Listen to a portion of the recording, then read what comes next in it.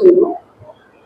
ஆபரகாமின் தேவனும் ஈசாக்கின் தேவனும் யாக்கோபின் தேவனும் உங்களை உண்டாக்கி உருவாக்கி தாயின் கருவிலிருந்து பிரித்தெடுத்து இன்னும் ஜீவனையும் சுவாசத்தையும் உடைய மகத்துவமான சத்தியத்தையும் கொடுத்து வழிநடத்தி வருகிற பரவலும் இல்லாது அப்பா ஒவ்வொருவருக்கே எல்லா தரப்பிலும் புதிகளையும் சூழ்நிலையும் எதிர்கொள்கிறோம்.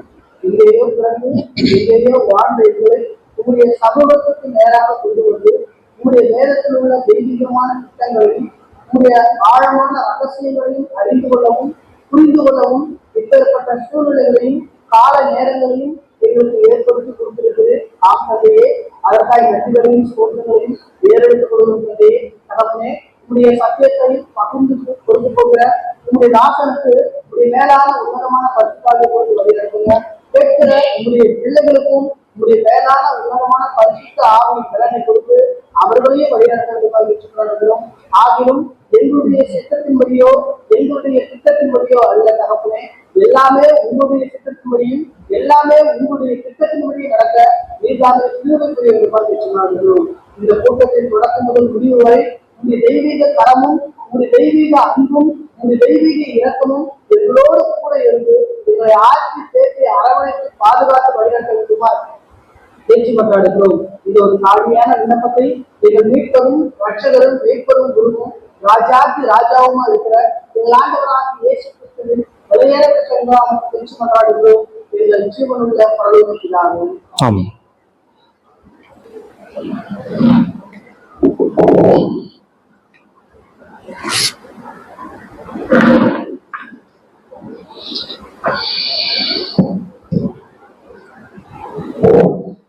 கிறிஸ்தேசுவுக்குள் மிகவும் அன்பாக அழைக்கப்பட்ட அன்புக்குரிய சகோதர சகோதரிகளே, உங்கள் யாவருக்கும் நம்முடைய ஆண்டவராக இயேசு கிறிஸ்து நாமத்தினாலே அன்பையும் வாழ்த்துக்களையும் தெரிவித்துக் கொள்கிறேன். இன்னைக்கு காமனா இப்போ என்ன பாட பார்க்க போறோம்னா, சபை அப்படிங்கிற ஒரு பாடத்தை நம்ம கவனிக்க போறோம். ஓகேவா? அதுதான் வேணுமா? அதுதான் எதிர்பார்த்தீங்க. ஓகே, சரி. சரி, இப்ப நம்ம ஒரு சில கேள்விகளோட என்ன பண்ணலாம்னா அந்த பாடத்துக்குள்ள நம்ம போலாம். என்ன அப்படின்னா, சபை அப்படின்னா என்ன? நம்மளுடைய உலக பார்வையில வந்து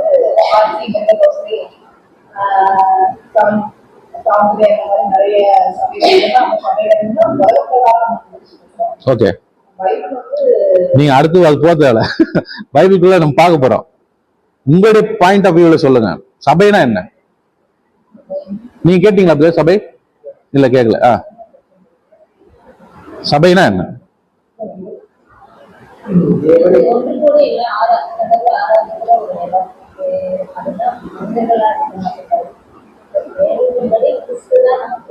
நம்ம வேதத்தின்படி நம்ம கவனிக்க போறோம்.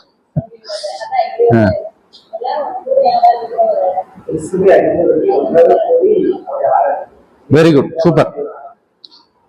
அதாவது கடவுளை வந்து ஆராதிக்கிறதுக்கு ஒரு இடம். கரெக்டா? உங்க பாயிண்ட் கரெக்டா? சரி, இப்ப அடுத்த கேள்வி என்னன்னா, இப்ப ஆராதிக்கக்கூடிய அந்த ஒரு சபையில கடவுள் இருக்கிறாரா? இருக்கிறாரா? கொஞ்சம் டவுட் ஆயிடுச்சு. இப்போ இருக்கிறாரா?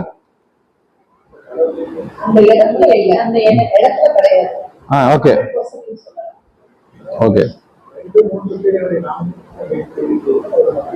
அவங்க மத்தியில் என்ன வாசம்? ஓகே, கரெக்டான பாயிண்ட். ஆனா நம்மளுடைய கேள்வி என்னன்னா, நாம் கூடக்கூடிய சபைக்குள்ள கடவுள் இருக்கிறாரா? அதான் இப்ப கேள்வி.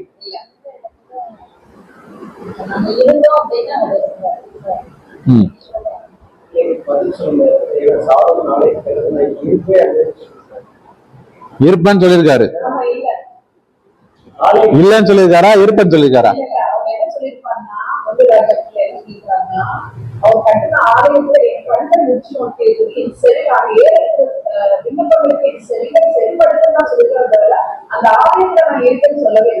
Super point. வாசமா இல்ல. அப்போ எது சபை கிடையாதுன்னா, இந்த 4 சவர ஒரு பில்டிங் என்ன கிடையாது, அது சபை கிடையாது. அதுல தெளிவா இருக்கிறீங்க. அப்ப சபைக்குள்ள கடவுள் இருக்கிறாரா அப்படின்னு முதல் ஒரு டவுட் வந்துருச்சு. இருக்கிறாரா இல்லையா? ஏன் அப்படின்னா, நீங்க உங்களுடைய அனுபவங்கள் அங்க கொஞ்சம் இடர்லாம் இருக்குது. கரெக்டா?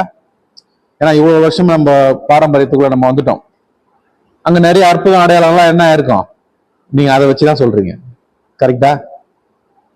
சோ அது என்னன்னு நம்ம கவனிக்க போறோம் இப்போ. சரிங்களா? நம்முடைய கேள்வி என்னன்னா, சபையில கடவுள் இருக்கிறாரா இல்லையா? அப்ப எதை வச்சுதான் நம்ம இதை உறுதிப்படுத்தணும்? வசனத்தை வச்சுதான் உறுதிப்படுத்தணும். நம்ம எந்த ஒரு கேள்வியா இருந்தாலும் அதுக்கு பதில் எங்க இருக்கணும்? வசனத்துல இருந்தால மட்டும்தான் நம்ம நம்பணும், இல்லைங்களா? வேற வாய்மொழியாவோ இல்ல அவங்களுடைய அனுபவங்களாவோ அதெல்லாம் நம்ம என்ன பண்ணக்கூடாது. ஒருத்தர் வந்து ஒரு போதிக்கிறார் அப்படின்னா அவர் வாய்மொழியில சொல்லலாம், தன்னுடைய அனுபவத்தை சொல்லலாம், அவர் பாரம்பரியத்துல சொல்லலாம். அதெல்லாம் என்ன ஆகாது, அது முடிவாகாது, இல்லையா? வேதம் தான் எது வந்தாலும் என்ன பண்ணணும், முடிவு பண்ணா நம்ம என்ன பண்ணிக்கணும், நம்ம அதை அக்செப்ட் பண்ணணும். கரெக்டுங்களா? வசனத்துக்கு மீறி நம்ம என்ன பண்ண முடியாது, எதுக்கு நம்ம நிக்க முடியாது, இல்லையா? சோ இப்ப இந்த ஒரு கேள்வியோட என்ன பண்ணலாம், இந்த பாடத்துக்குள்ள நம்ம போலாம். அப்போ சபையில வந்து கடவுள் இருக்காரா இல்லையான்றத நம்ம ஒரு வசனங்கள் மூலம் நம்ம என்ன பண்ண போறோம்னா இப்ப கவனிக்க போறோம். படிக்கலாம். அப்போஸ்தலர் 17ஆம் அதிகாரம் 24ஆம் வசனம்.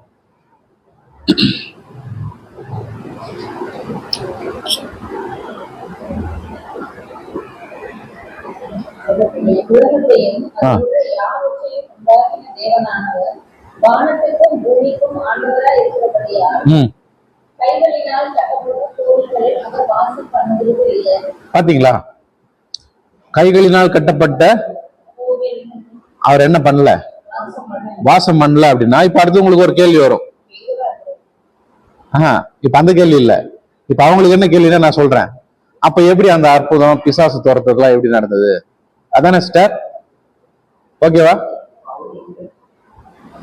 சரி, நம்ம கவனிக்கலாம். அப்ப வசனம் என்ன சொல்லிடுச்சுன்னா தெளிவா சொல்லிடுச்சு, கைகளால் கட்டப்பட்ட ஆலயத்தில் கோவில்ல நான் என்ன பண்ணல, குடியிருக்கலன்னு சொல்லிட்டார் தெளிவா. இப்ப அடுத்து என்ன கேள்வினா, சாலமோன் ஒரு ஆலயம் கட்ட சொன்னார் இல்லையா? அந்த ஆலயத்துல கடவுள் வாசமா இருந்தாரா? இருந்தாரா? அவருடைய மகிமை நிரப்பிச்சு. சரி, படிக்கலாம், அதையும் படிச்சிடலாம். அப்போஸ்தலர் 7ஆம் அதிகாரம் 47 48 படிங்க.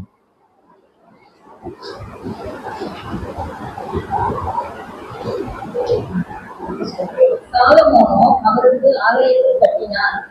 ஆகிலும் உன்னதமானவர் கைகளினால் செய்யப்பட்ட ஆலயங்களில் வாசமாகிறார். வானம் எனக்கு சிங்காசனம். படிங்க படிங்க, 48 படிங்க.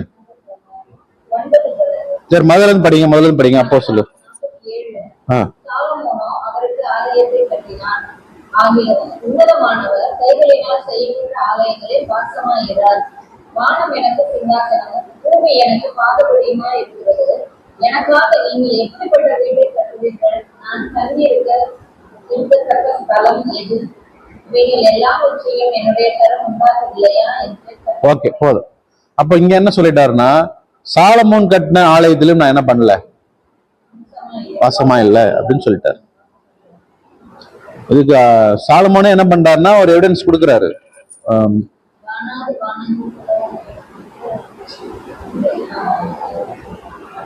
சரி, படிக்கலாம். 1 ராஜாக்கள் 18ஆம் அதிகாரம் 31ஆம் வசனம் படிங்க. 31.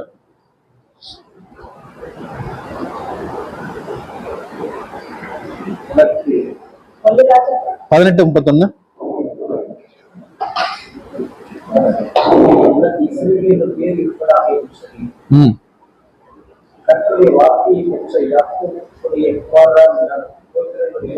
ரெண்டு ராஜாக்கள் படிங்க.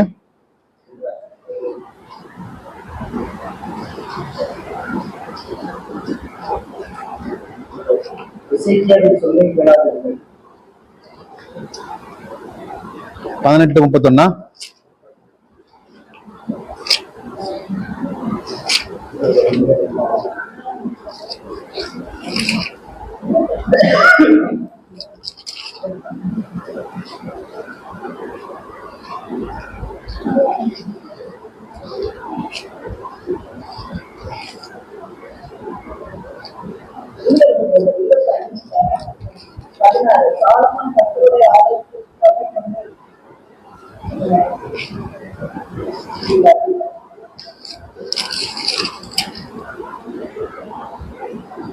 என்ன சொல்லுன்னா வசனம், அவருக்கு ஆலயத்துல தான் இருக்காரு சாலமோன். அவர் என்ன பிரேயர் பண்ணுவார்னா, பரலோகத்தில் இருக்கிற பிதாவே, உன்னுடைய வாசஸ்தலத்தில் இருக்கிற நீங்க எங்களுடைய ஜெபத்தை நீங்க என்ன பண்ணுங்க, கேளுங்க அப்படின்னு சொல்லுவார்.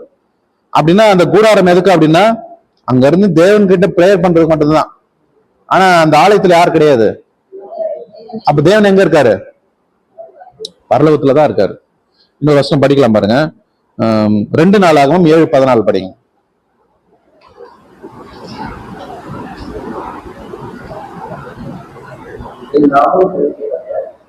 படிங்க படிங்க. என் முகத்தை தேடி அதன் பொல்லாத வழிகளை விட்டு திரும்பினார். அப்பொழுது பரலோகத்தில் இருக்கிறதா கேட்டு அவர் பாவத்தை மன்னித்து அவர் தேசத்தை சேமப்பிக்கிறார். பாத்தீங்களா? அப்போ தேவன் எங்க இருக்காரு? பரலோகத்தில் தான் இருக்காரு. சபைகள்ல என்ன பண்ணல அவரு? அவர் வாசமா இல்ல. சாலமோன் கட்டின தேவாலயத்திலயும் அவர் என்ன பண்ணல? அவர் வாசம் பண்ணல இல்லையா? இப்ப நம்முடைய கேள்வி என்னன்னா, எது சபை? அதுல இன்னொரு கேள்வி என்னன்னா, எது உண்மையான சபை? அப்ப கைகளால் கட்டப்பட்ட ஆலயத்திலேயோ இல்ல பில்டிங்லயோ அவர் என்ன பண்ணல? அவர் வாசம் பண்ணல. அது கன்ஃபார்ம். சரிங்களா? அப்ப எது உண்மையான சபை? இன்னைக்கு இருக்கக்கூடிய எல்லா சபைகளும் பில்டிங்கா தான் இருக்கு இல்லையா? அதுல இல்லைன்னு சொல்லிட்டாரு. அப்ப எந்த சபையில அவர் இருப்பாரு, வருவாரு?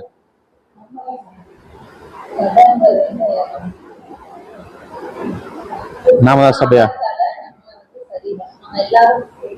அவ்வளவுதான், சப்ஜெக்ட் முடிஞ்சது. சபை சப்ஜெக்ட் முடிஞ்சிச்சு.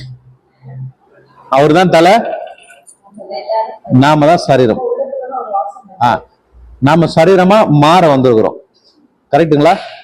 அவருடைய அங்கத்துல ஒரு பார்ட் ஆகிறதுக்கு தான் நம்ம வந்திருக்கோம். அப்ப நாம தான் சபை அப்படின்னு கன்ஃபார்ம் பண்ணியாச்சா? இருங்க, எல்லாத்தையும் நீங்களே சொல்லிட்டீங்கன்னா அப்ப நான் என்ன சரி, ஓகே. அப்போ இன்னொரு கேள்விக்குள்ள போலாம். இன்னைக்கு நிறைய டினாமினேஷன் இருக்கு இல்லையா? எது உண்மை? ஆர்சியா, பெண்டிகாஸ்டா, இல்ல இசிஐயா, வேற என்னென்ன இருக்கு? 7th டே, 8th டே, 9th டே, அப்புறம் ஜெகோவா விட்னஸ் இருக்கிறாங்க. எது அப்ப உண்மையான சபை?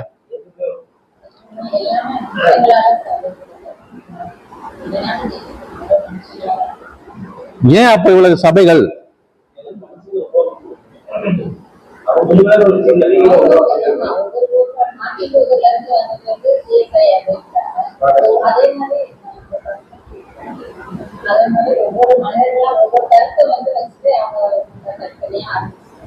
அப்ப ஏதாவது ஒண்ணுதான் உண்மையான சபையா இருக்கணும். கரெக்டா? அப்ப அது எந்த சபை? அது எங்க இருக்கு? உலகத்திலே கிடையாது இல்லையா? ஆனாலும் நாங்க தான் எங்க போவோம்?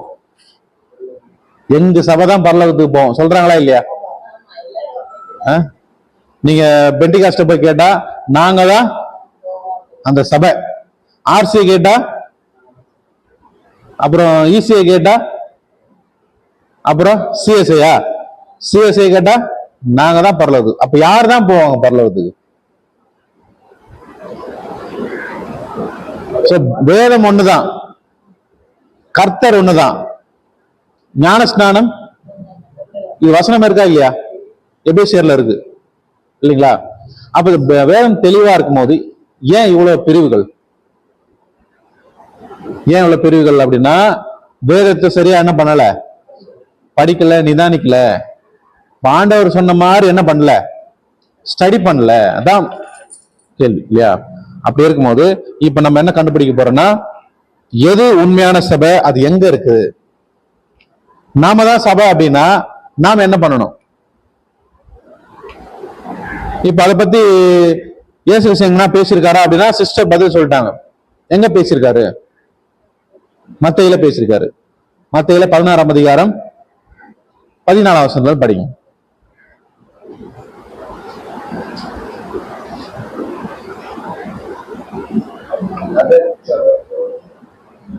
14 இருந்து படிங்க, 13 இருந்தே படிங்க.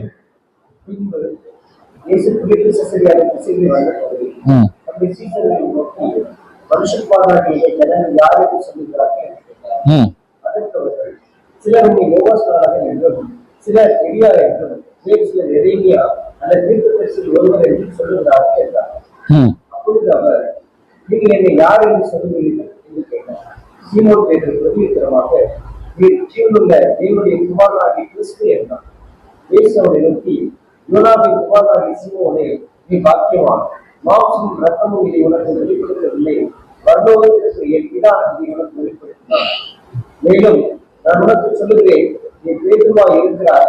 இந்த கல்லின் மேல் என் சபையை கட்டுவேன், பாதாளத்தின் வாசல்கள் அதை மேற்கொள்வது. ஓகே, இந்த கல்லின் மேல் என் சபையை. அப்போ இதை புடிச்சுக்கிட்டு தான் நம்ம ஆளுங்க என்ன பண்ணிட்டாங்க, கல்லுல சபைய கட்ட ஆரம்பிச்சிட்டாங்க. புரியுதுங்களா? இயேசு கிறிஸ்து என்ன பண்ணிட்டாரு, சொல்லிட்டாரு. அப்ப கல்லுல தான் என்ன பண்ணோம், சபையை கட்டணும்னு புரிஞ்சுக்கிட்டாங்க. அப்படின்னா இங்க கல்லுனா என்ன, எதை குறிச்சு சொல்றாரு? எந்த கல்லா இருக்கும்?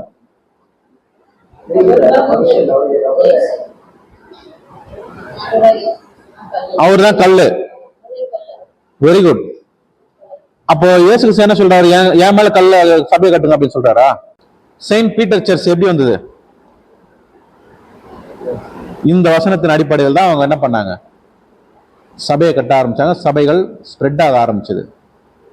கவனிக்கிறீங்களா? என்னாச்சு? ஓகேவா? சரி. சோ இந்த இடத்துல இந்த வசனங்களை கவனிக்கும் போது இயேசு கிறிஸ்து என்ன சொல்றாருன்னா, என்ன கேட்கிறாருன்னா, நீங்க என்ன நினைக்கிறீங்க? இல்ல முதல்ல ஜனங்க என்ன நினைக்கிறீங்க கேட்டாரா? ஜனங்க எல்லாம் என்ன யாருன்னு சொல்றாங்க அப்படின்னு சொல்லும் போது அது என்ன சொல்றாங்க?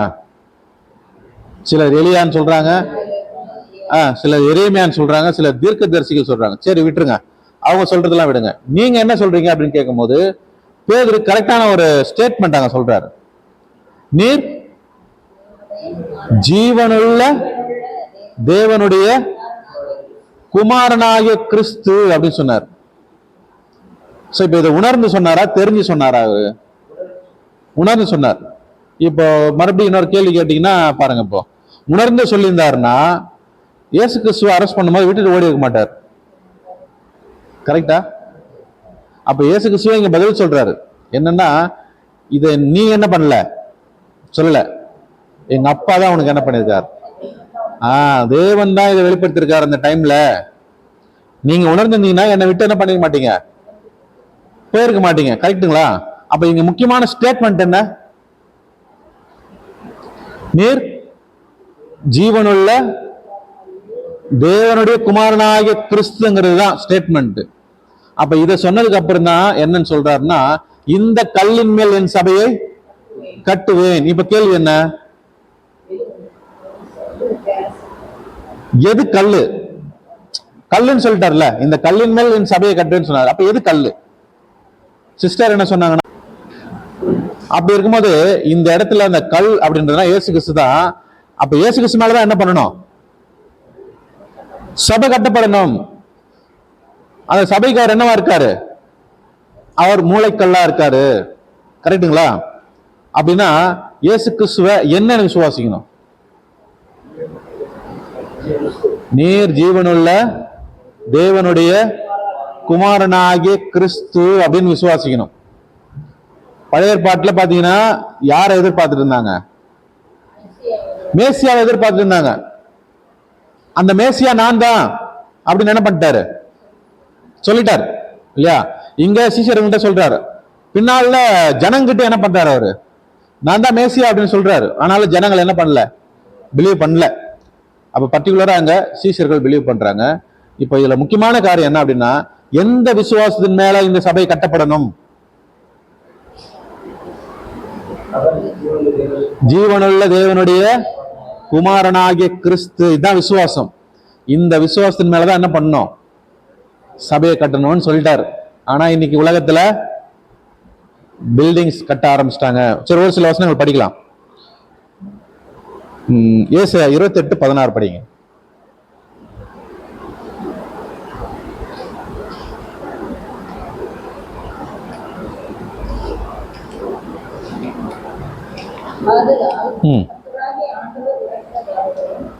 இதோ அஸ்திபாரமாக ஒரு கல்லை நான் சீயோனிலே வைக்கிறேன். அது பட்சிக்கப்பட்டதும் விலையேற பெற்றதும் விட அஸ்திபாரம் உள்ளதுமான மூளைக்கல்லா இருக்கும். விசுவாசிக்கிறவன் பெற்றதான். சோ அந்த மூளைக்கல் யாருன்னு பாத்தீங்கன்னா நம்முடைய ஆண்டவராகிய இயேசு கிறிஸ்து. படிக்கலாம்.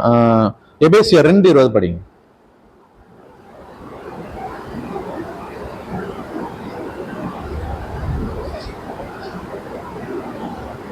அப்போஸ்தலர் தீர்க்கதரிசி என்பவருடைய அஸ்திபாரத்தின் மேல் கட்டப்பட்டவர்களுமாய் இருக்கிறீர்கள். அதற்கு இயேசு கிறிஸ்து தாமே மூளைக்கல்லாய். பாத்தீங்களா, அதற்கு இயேசு கிறிஸ்து தாமே மூளைக்கல்லா இருக்கிறார். சங்கீதம் 118:22.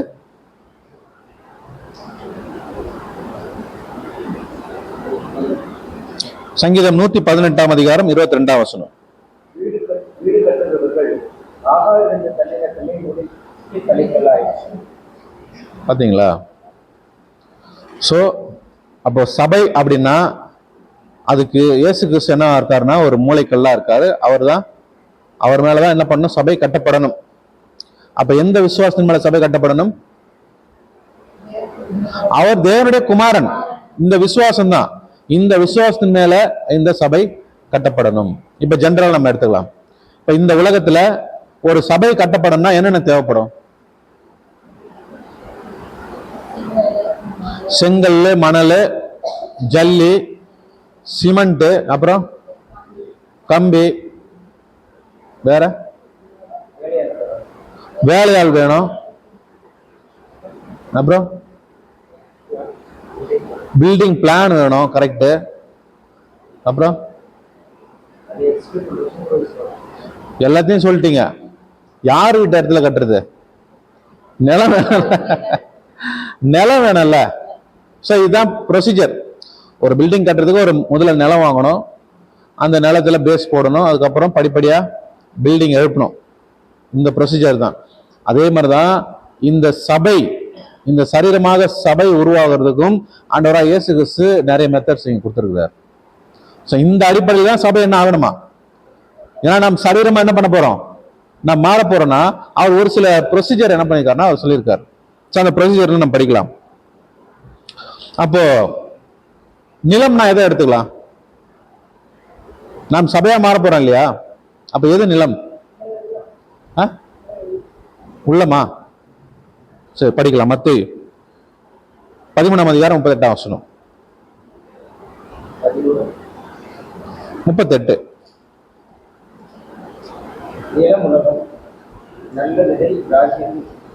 நிலம் உலகம். அப்ப இந்த உலகத்துல இருந்துதான் நம்மள என்ன பண்றாரு? இப்போ தயார் செய்யணும் இல்லையா? தயார் செஞ்சுதான் எங்க அனுப்பணும்?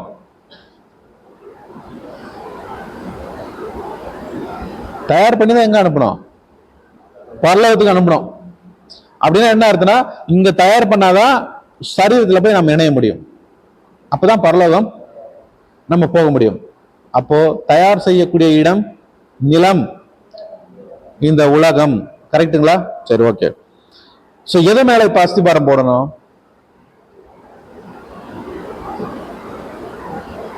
நம்ம விசுவாசம் நம்ம பார்த்துட்டோம் இல்லையா? படிக்கலாம். 1 கொரிந்தியர் 3:11 படிங்க.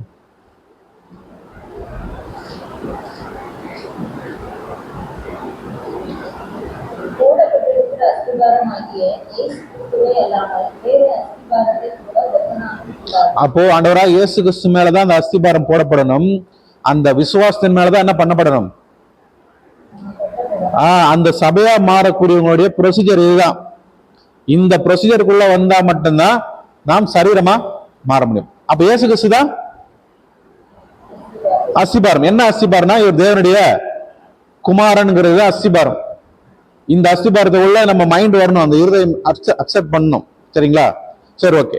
இப்ப அடுத்தது கல் வேணும்ல. என்ன கல் வேணும்?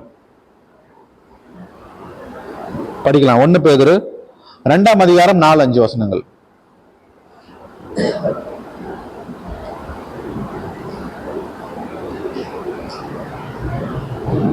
மனுஷரால் கல்லப்பட்டதாயினும் தேவனால் தெரிந்து கொள்ளப்பட்டதும் விலையேற பெற்றதுமா இருக்கிற ஜீவனுள்ள கல்லாகிய அவரிடத்தில் சேர்ந்தவர்களாகிய நீங்களும் ஜீவனுள்ள கற்களை போல நம்பிக்கையற்ற மாளிகையாகவும் இயேசு கிறிஸ்து மூலமாய் தேவனுக்கு பிரியமான ஆவிக்கேற்ற பலிகளை செலுத்தும்படிக்கு பரிசுத்த ஆசாரிய கூட்டமாகவும் கூட்டப்பட்டு வருகிறீர்கள். பாத்தீங்களா? அப்ப கற்கள் அப்படின்னா ஜீவனுள்ள கற்கள்.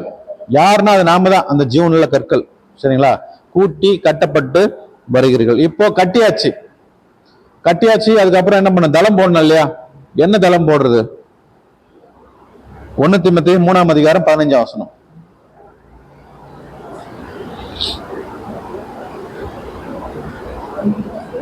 மூன்றாம் அதிகாரம் 15 வசனம். தாமதிப்பேனாகி 15. தாமதிப்பேனாகி தேவனுடைய வீட்டிலே நடக்க வேண்டிய வகையை நீ அறியும்படி தேவை உனக்கு அளிக்கிறேன். அந்த வீடு ஜீவன தேவனுடைய சபையால் சத்தியத்துக்கு தூணும் ஆதாரமாக இருக்கும். பாத்தீங்களா? சத்தியத்துக்கு தூணும் ஆதாரமா இருக்குது. ஒரு உறுதித்தன்மை. நம்ம விசுவாசத்துக்குள்ள வந்திருக்கிறோம். அந்த விசுவாசத்துல என்னவா இருக்கணும்? உறுதியா இருக்கணும். இப்ப என்ன பண்ணியாச்சு? சபை கட்டப்பட்டாச்சு. இயேசு கிறிஸ்து மேல அஸ்திபாரம் போட்டாச்சு. ஜீவனுள்ள கற்களை கொண்டு போட்டாச்சு. இந்த தளம் ஒரு உறுதித்தன்மையாக அடையாளப்படுத்துது. அப்படி இருக்கும்போது இப்ப சபை கட்டி முடிக்கப்பட்டாச்சு. சபைக்கு ஒரு பேர் வைக்கணும்ல. என்ன பேர் வைக்கலாம்?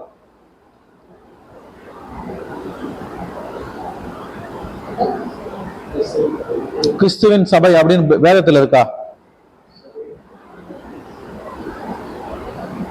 இருக்குங்களா? கிறிஸ்து சபைக்கு தலையா இருக்கிறார். கிறிஸ்துவின் சபை அப்படின்னு இருக்கா? அப்ப வேதத்துல பேரிடப்பட்டிருக்கு. படிக்கலாமா? எபிரேயர் 12 அதிகாரம் 23 வசனம். பரலோகத்தில் தேர்ந்தெடுத்திருக்கிற முகப்பேரானவர்களின் சர்வசங்கமாகிய சபையினிடத்திற்கும் யாவருக்கும் நியாயாதிபதியாகிய தேவனிடத்திற்கும் பூரணராக்கப்பட்ட நீதிமான்களுடைய ஆவிகளிடத்திற்கும் புது உடன்படிக்கையின் மத்தியஸ்தராகிய இயேசுவினிடத்திற்கும். முதல்ல இருந்து படிங்க. எபிரேயர் 12:23.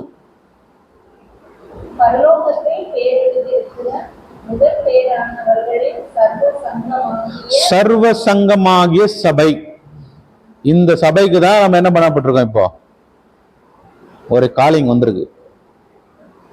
கரெக்டா? சர்வ சங்கமாகிய சபை.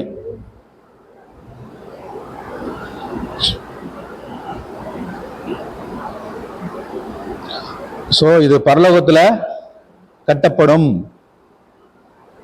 அப்படி பரலோகத்துல கட்டப்படக்கூடிய அந்த ஒரே ஒரு சபைக்கு தான் நம்மளை இன்னைக்கு என்ன பண்ணிட்டு இருக்காரு? ஆயத்தப்படுத்துறார். கிளியரா? ஆமா, அது ஃபியூச்சர். இப்போ நம்மளுக்கு ஒரு காலிங் தான் கொடுத்துருக்காரு.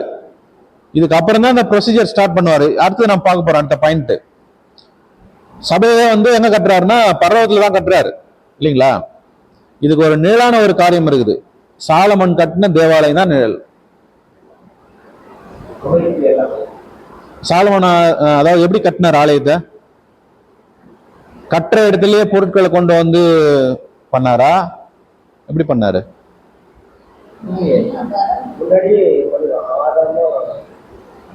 ஒரு இடத்துல அதுக்கான பொருட்களை என்ன பண்ணியாச்சு? செதுக்கி ஷேப் பண்ணியாச்சு. இங்க கொண்டு வந்து பிக்சிங் தான். புரியுதுங்களா? அப்போ உங்க ப்ரொசீஜர் வேற இடத்துல நடக்குது. செட் பண்றது ஒரு இடத்துல நடக்குது. அதே மாதிரிதான் நம்மளே இப்போ இந்த பூமியில நம்மள என்ன பண்ண போறாரு? இப்போ செதுக்குறாரு, செதுக்க போறாரு. செதுக்கிட்டு கொண்டு போய் தான் எங்க வைக்க போறாரு? பரலோகத்துல செட் பண்ண போறாரு. அப்படியே லிட்டரலா பாருங்க, சாலமோன் தேவாலயம் எப்படி கட்டினாரோ அது அப்படியே நம்மளுக்கு கம்பேர் ஆகும். அங்கே சுத்திகள் வாட்சிகள் சத்தங்கள் கேட்கப்படாது. சாலமோன் தேவாலயம் கட்டும் போது கொண்டு பிக்ஸ் பண்ணாரு, அவ்வளவுதான். அதே நிலைமை தான். ஓகேங்களா?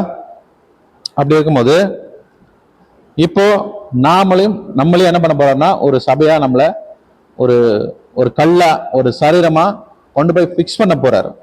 அதுக்கு என்ன வச்சிருக்காருன்னா ஒரு 3 படிநிலை வச்சிருக்காரு. இந்த 3 படிநிலைகளை கடந்து போனா மட்டும்தான் நம்ம என்ன பண்ண முடியும்? நாம் அந்த சரீரத்துல ஒரு அங்கமா மாற முடியும். அது எங்க சொல்லியிருக்காருன்னா படிக்கலாம் பாருங்க. வெளிப்படுத்தல் 17 அதிகாரம் 14 வசனம்.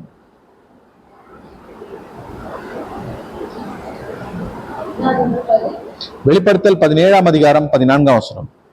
இதற்கு ஆட்டுக்குட்டியானவர்களை யுத்தம் பண்ணுவார்கள். ஆட்டுக்குட்டியானவர் கர்த்தாதி கர்த்தர் ராஜாதி ராஜாவாக இருக்கிறவர் யார்? அவர்களே செய்வார். அவரோடு கூட இருக்கிறவர்கள் அழைக்கப்பட்டவர்கள் தெரிந்து கொள்ளப்பட்டவர்களும் உண்மையுள்ளவர்களுமாய் இருக்கிறார்கள் என்றார். படிங்க, மறுபடியும் படிங்க, கவனிக்கல யாரும். இவர்கள் ஆட்டுக்குட்டியானவருடனே யுத்தம் பண்ணுவார்கள். ஆட்டுக்குட்டியானவர் கர்த்தாதி கர்த்தர் ராஜாதி ராஜாவாக இருக்கிறவர் யார்? அவர்களே செய்வார். அவரோடு கூட இருக்கிறவர்கள் அழைக்கப்பட்டவர்களும் தெரிந்து கொள்ளப்பட்டவர்களும் உண்மையுள்ளவர்களுமாய் இருக்கிறார்கள். ஓகே, சோ இதுதான் இந்த 3 படிநிலைகள். என்ன 3 கேட்டகரி கொடுக்குறாரு?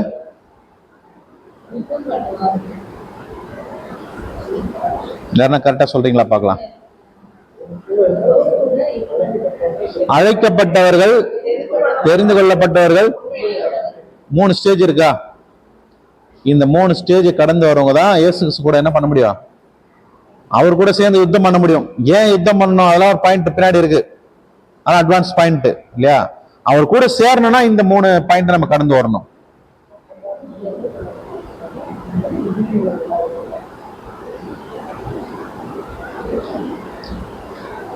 சரி, இப்ப நீங்க தான் அந்த கேள்விகளுக்கு பதில் சொல்ல போறீங்க. அழைக்கப்பட்டவர்கள், தெரிந்து கொள்ளப்பட்டவர்கள், உண்மை உள்ளவர்கள். கிளியரா? இப்படி இருக்கும்போது இதுல முதல் கேள்வி என்ன? அழைக்கப்பட்டவர்கள் யாரு? அதான் கேள்வி. யார் அழைக்கப்பட்டவர்கள்? பிரதர், அங்க தேர்ந்தீங்கன்னா இருக்காது.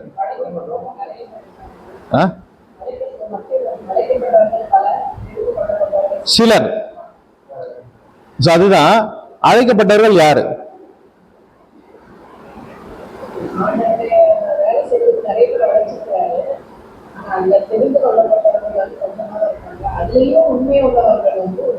அதுலயும் கொஞ்சம் பேர் தான் போக முடியும். நம்ம 3 வழிகள் சப்ஜெக்ட் கேட்டல, அந்த வழியை கண்டுபிடிக்கிறவங்களே சிலர் தான்.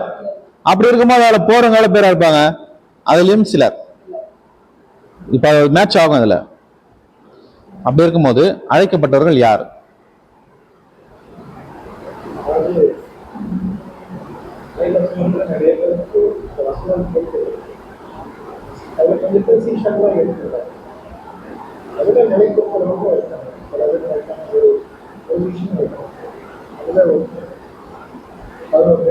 ஓகே, சூப்பர், நல்ல பாயிண்ட். இப்ப அதே மாதிரிதான் இதுல நம்மளை இன்க்ளூட் பண்ணுங்க. இப்ப இந்த 3 பாயிண்ட் நம்ம கடந்து போனோம் இல்லையா? அழைக்கப்பட்ட நிலைமைனா என்ன? எங்க இருந்து அழைச்சிருக்கிறார்? உலகத்துல இருந்து அழைச்சிருக்காரா? உலகத்துல இருந்தா நம்மள என்ன பண்ணிருக்காரு? உலகத்துல இருந்து எங்க இருந்து அழைச்சிருக்காரு?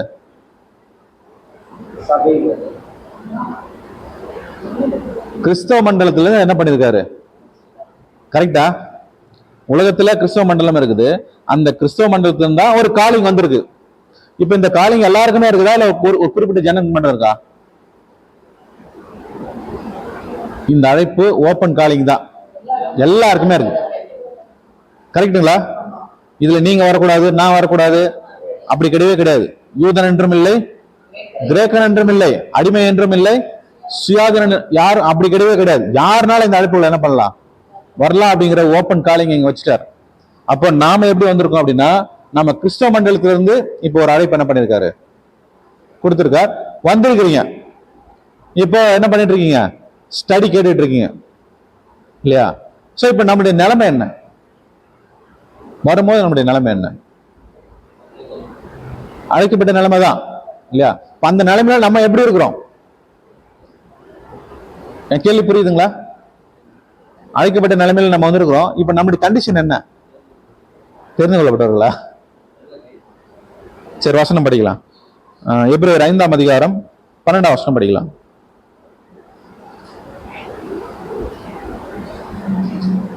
காலத்தை பார்த்தால் போதகராய் இருக்க வேண்டிய உங்களுக்கு தேவனுடைய வாக்கியங்களை, மூல உபதேசங்களை மறுபடியும் உபதேசிக்க வேண்டியதா இருக்கிறது.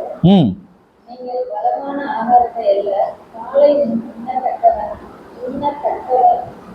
தக்கவர்கள் ஆனீர்கள். ம் பால் உள்ளவன் குழந்தையா இருக்கிறபடியினாலே நீதியின் வசனத்தில் பழக்கம் இல்லாதவனா இருக்கிறான். ஓகே, 12-13 படிச்சீங்கல்ல? ஆமா. ஓகே, இப்போ கண்டிஷன் என்ன? இப்போ ஆவிக்குரிய வளர்ச்சி வந்து நம்ம காலத்தை பார்த்தா நீங்க எப்படி இருக்கணும்? கொஞ்சம் நல்லா வளர்த்துக்கணும். மற்றவங்களுக்கு டீச் பண்ற லெவலுக்கு இதுதான் சத்தியம், இதுதான் உபதேசம் சொல்லுது அப்படின்னு என்ன பண்ணிருக்கணும்? சொல்லணும். வளர்ந்த கண்டிஷன்ல இருக்கணும். ஆனா அப்போ யாருக்கு தான் பால் கொடுப்பாங்க? குழந்தைங்களுக்கு தான். அப்போ வேதம் இப்ப உங்களை என்ன சொல்லுது? குழந்தைங்கன்னு சொல்லுது.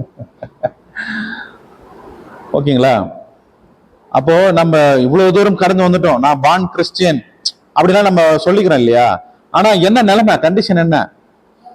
இன்னும் குழந்தையா தானே இருக்கிறோம். அதான் சொல்றாரு. அப்ப நீங்க குழந்தையா இருக்காதீங்க. எபேசியர் 4:15 படிங்க.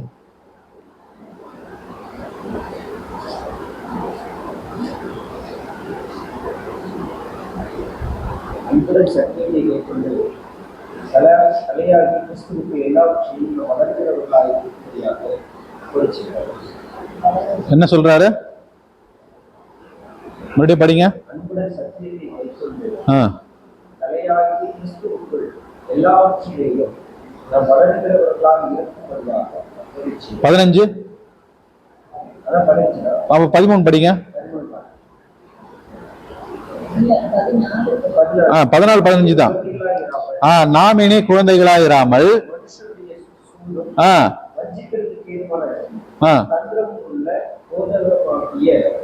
பலவித காட்சிகளை அலைகளில் கொண்டு அடிபட்டு அலைகிறவர்களாயிராமல் அன்புடன் சத்தியத்தை கைக்கொண்டு தலையாகிய கிறிஸ்துவுக்கு எல்லாவற்றிலேயும் நாம் வளர்கிறவர்களாக இருக்கும்படியாக பாத்தீங்களா?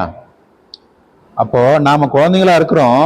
அப்ப இனி நாம் குழந்தைகளா இராமல் பலவித காற்றுகளினாலே, அதாவது காற்று நாங்க என்ன சொல்றாருன்னா பலவிதமான போதனைகளாலே நீங்க என்ன பண்ணாதீங்க, மனுஷனுடைய அந்த வஞ்சிக்கிறதுக்கான உபதேசத்துல நீங்க இருக்காதீங்க. அப்ப அன்புடன் சத்தியத்தை கை கொண்டு தலையாக கிறிஸ்துவுக்குள் நீங்க என்ன பண்ணுங்க, வளரணும் அப்படின்னு சொல்றாரு. நான் இயேசு கிறிஸ்துடைய சரீரத்துல போய் இணையணும் அப்படின்னா நான் குழந்தையா இருந்தா போய் இணைய முடியுமா? அந்த பூரண வளர்ச்சிக்குள்ள வந்தாதான் என்ன பண்ண முடியும்? அக்செப்ட் ஆக முடியும். இல்லைன்னா அக்செப்ட் பண்ண முடியுமா? அதுல ஒரு செட் ஆகாத ஒரு பாட்டை கொண்டு போய் வைக்க முடியுமா? வைக்க முடியாது இல்ல. அதுதான் சொல்றாரு அவரு. அப்ப நீங்க என்ன இருக்கக்கூடாதுன்னா குழந்தையா இருக்கக்கூடாது.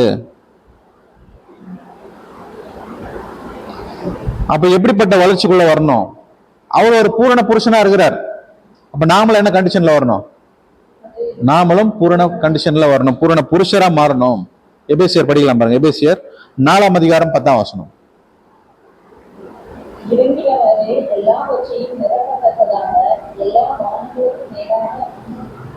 எபேசியர் 4:10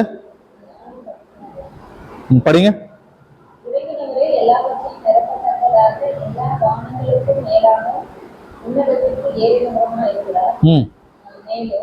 நாம் அனைவரும் தேவனுடைய குமாரனை பற்றும் விசுவாசத்திலும் அறிவிலும் ஒதுக்கப்பட்டவர்களாகி கிறிஸ்துவினுடைய நிறைவான வளர்ச்சி அளவுக்கு தக்க பூரண புருஷராகும் வரைக்கும் பரிசுத்தவான்கள் செய்வதற்கு விசேஷ ஊழியத்தின் வேலைக்காக. ஓகே, சோ நாம அந்த சரீரத்துல என்னன்னா அப்படின்னா அவர் எப்படி பூரண புருஷரா இருக்காரோ அதே மாதிரி நாமளும் மாறணும் இல்லையா? அப்ப நம்ம இனி என்னவா இருக்கக்கூடாது? குழந்தைங்களா இருக்கக்கூடாது. சரிங்களா? பிரதர் முறைக்கிறார் என்ன, நான் என்ன பிரதர் குழந்தையா? சோ அப்போ அந்த சரீரத்துல இணையணும் அப்படின்னா தலை சொல்றதுதான் நம்ம என்ன பண்ணணும்? கேட்கணும். அவர் என்ன உபதேசம் சொல்றாரோ அதுக்கு நம்ம என்ன பண்ணி ஆகணும்? நம்ம கீழ்ப்படியணும். சோ அப்ப அவர் வந்து ஒரு சீசனா மாறுறதுக்கும் சரீரத்துல நாம் இணையறதுக்கும் என்ன உபதேசம் சொன்னார் அவரு? படிக்கலாம். யோவான் 8:31.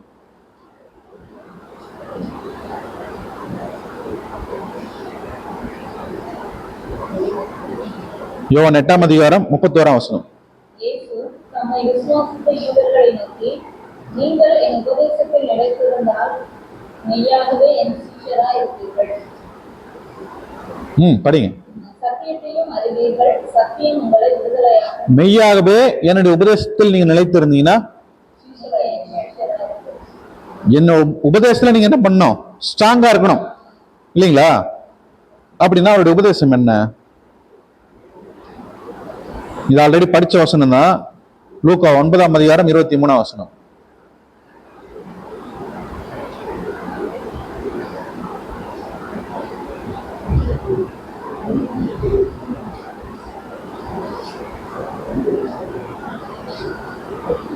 பின்பு அவர் எல்லாரையும் நோக்கி, இதான் முக்கியமான பாயிண்ட் இந்த சப்ஜெக்ட்ல. படிங்க. பின்பு அவர் எல்லாரையும் நோக்கி, ம் ஒருவன் என் பின்னே வர விரும்பினால் ம் அவன் தன்னைத்தான் வெறுத்து தன் சிலுவையை அனுதினம் எடுத்துக்கொண்டு என்னை பின்பற்றப்படவன். தன் ஜீவனை ரட்சிக்க விரும்புகிற அவன் அதை இழந்து போவான். எது நிமித்தமாக தன் ஜீவனை இழந்து போகிறவன் அதை ரட்சித்துக் கொள்வான். இப்ப என்ன சொல்லிட்டாருன்னா, ஒருவன் என்னை பின்பற்றி வர விரும்பினால் அவன் தன்னைத்தான் வெறுத்து எடுத்துக்கொண்டு என்னை பின்பற்ற கடவன். இதுதான் அவருடைய உபதேசம். இந்த உபதேசத்தை யார் ஃபாலோ பண்றாங்களோ அவங்க தான் என்னவா மாற முடியும்? அவங்க சரீரத்தில் போய் அவருக்கு இணைய முடியும். அப்படின்னா இங்க முக்கியமா என்ன சொல்ல வர்றாரு? இயேசு கிறிஸ்துவ ஃபாலோ பண்ணுனா எதனா கண்டிஷன் இருக்கா?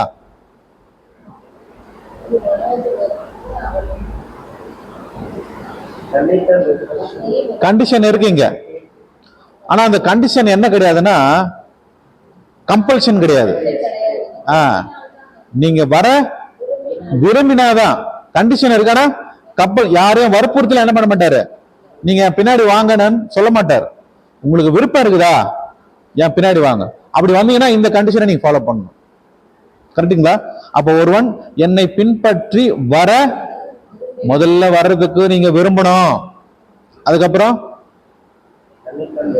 தன்னைத்தான் வெறுக்கணும். முடியுமா? நம்மள நம்ம வெறுக்க முடியுமா? வெறுக்கணும். அதுக்குள்ளே ராஜ்யம் வந்துடும். கரெக்டுங்களா? இதுதான் நம்மளுக்கு கொடுக்கப்பட்ட காலப்பகுதி. ராஜ்யம் வர்றதுக்கான அந்த காலப்பகுதியில தான் நம்ம இருக்கிறோம். அந்த கேப் தான் நம்ம ஒரு காலப்பகுதி நம்ம கிறிஸ்துவம் மாறுறதுக்கு. அப்ப இந்த ஒரு உபதேசத்தை நாம் ஃபாலோ பண்ணணும். வெறுத்துட்டீங்களா? வெறுத்துட்டீங்களா? ஏதாவது சொல்லுங்க பிரதர். நீங்க வெறுத்துட்டீங்களா? வெறுத்துட்டீங்க.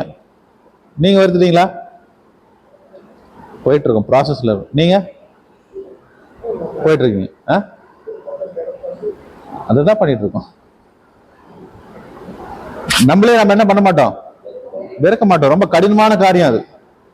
ஏன்னா நம்ம எல்லாம் மாம்சத்துல இருக்கிறோம். கரெக்டுங்களா? ஆனாலும் இந்த சத்தியம் உள்ள வர வர நம்ம சேஞ்ச் பண்ணணும். நான் கேட்டுட்டே இருக்கிறேன், கடைசி வரைக்கும் போய் கேட்டுட்டே இருக்கிறேன்னா அது என்ன கிடையாதுன்னா ஒரு பிரயோஜனம் கிடையாது. அந்த சத்தியத்திற்கு ஏற்ற நம்முடைய வாழ்க்கை என்ன பண்ணணும், சேஞ்ச் பண்ணணும். நம்மை நாம் வெறுக்கக்கூடிய கண்டிஷன்களை போகணும். ஏன்னா இந்த உலகத்துல நம்ம எதையுமே என்ன பண்ணக்கூடாது, எதிர்பார்த்து வாழக்கூடாது. நம்முடைய கோல் என்ன, இதுதான் இல்லைங்களா?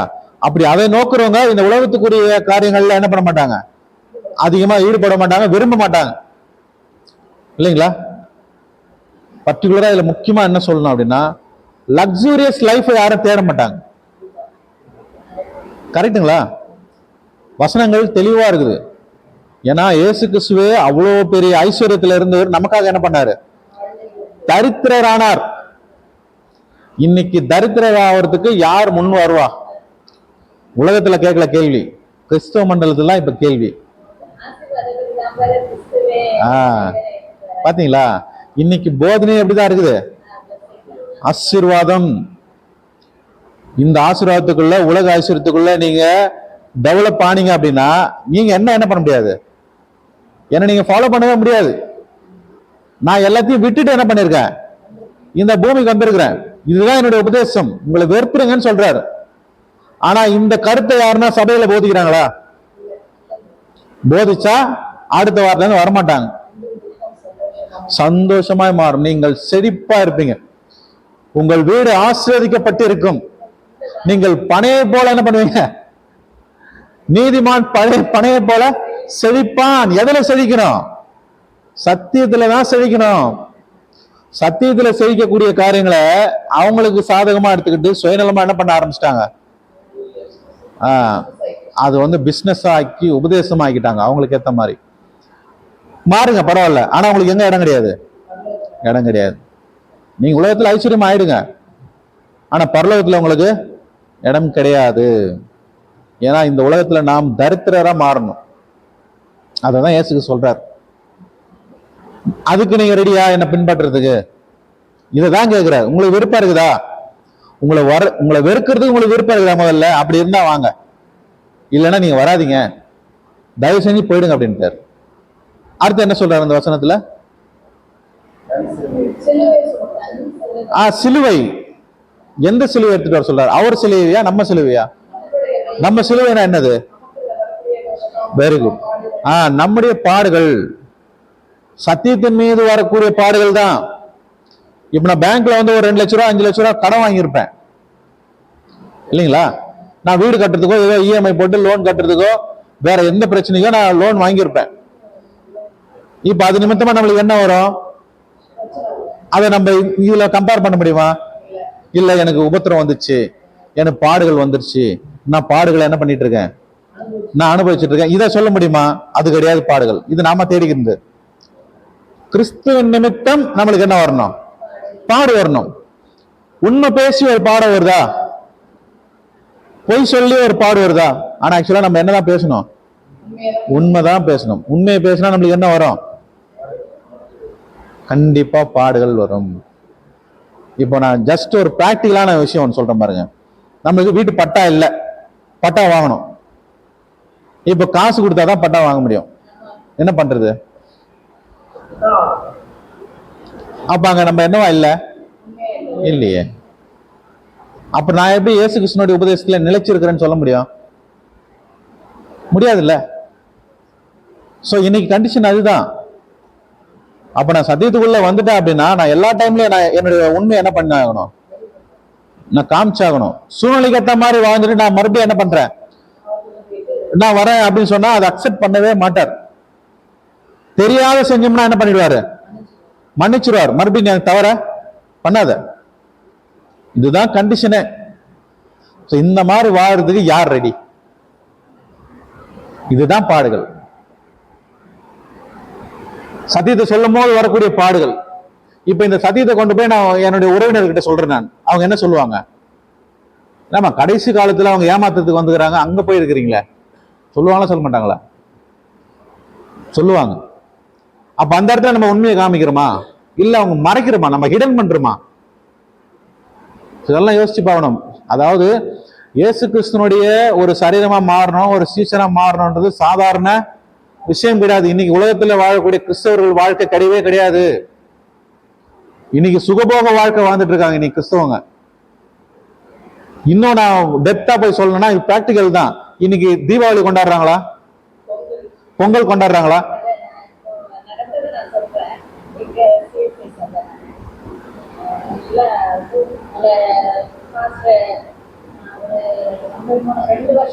போன வருஷத்துல இருந்து நடக்குது. பட் வந்து அது வந்து வழிபாடா வந்து அவங்க கண்டக்ட் பண்ணல. பட் இந்த தடவை வந்து மெசேஜ்லயே போட்டு விட்டுருக்காங்க உங்களுடைய ஃபெலோஷிப்ல இருந்து.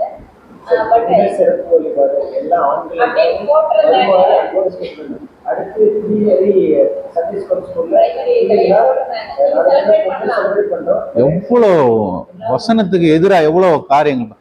அந்நிய நுகத்திலே நீங்கள் பிணைக்காதிருப்பீர்களாக வசனம் இருக்கு.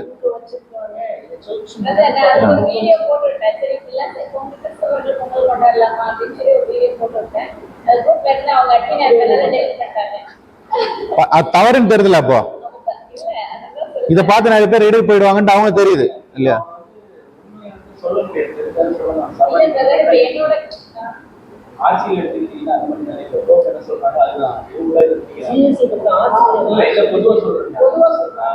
சோ அப்போ ஒரு மனுஷனுடைய கொள்கைக்கும் அவனுடைய பாரம்பரியங்களுக்கு கீழ்ப்படுகிறாங்க.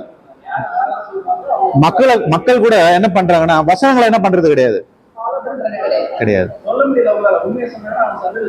தலைமை என்ன சொல்லுதோ அதுதான் ஃபாலோ.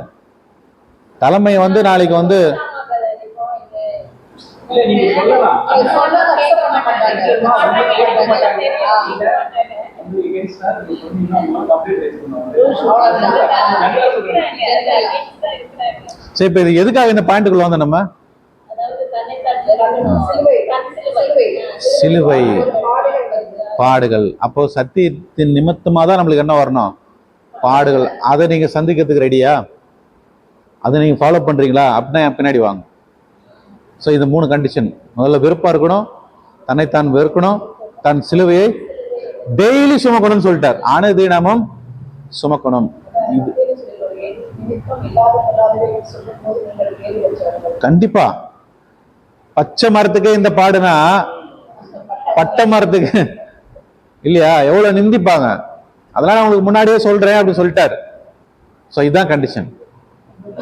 கிறிஸ்துவ மாறணும் அப்படின்னா இதெல்லாம் தாண்டி தான் வரணும், இல்லைன்னா வரவே முடியாது. இந்த உலகத்தை நான் வெறுக்கலைன்னா, சரி இவ்வளோ பேசுறீங்களே, நீங்க என்ன, நீங்க கேளுங்க, என்ன நீங்க வெறுத்துறீங்களா பிரதர்? இவ்வளோ நியாயம் பேசின உட்காந்துங்களே. நாங்களும் என்ன பண்றோம்? ப்ராசஸ்குள்ள வந்துட்டோம். ட்ரை பண்ணி ப்ராசஸ்குள்ள வந்தாச்சு. எவ்வளவு கஷ்டங்கள் அனுபவிச்சாச்சு சத்தியத்தின் நிமித்தமா, இல்லைங்களா? இதெல்லாம் அனுபவங்களா நாங்க சொல்றோம், பெருமைக்காக என்ன பண்ணல, சொல்லல.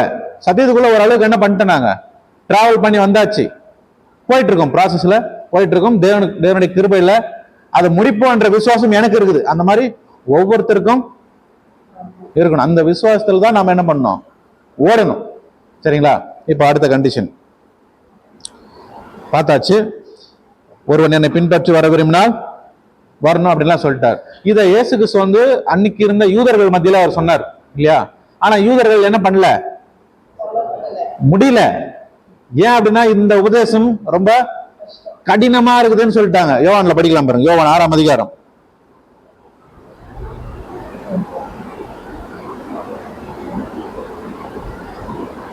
54 வசனங்கள் படிங்க.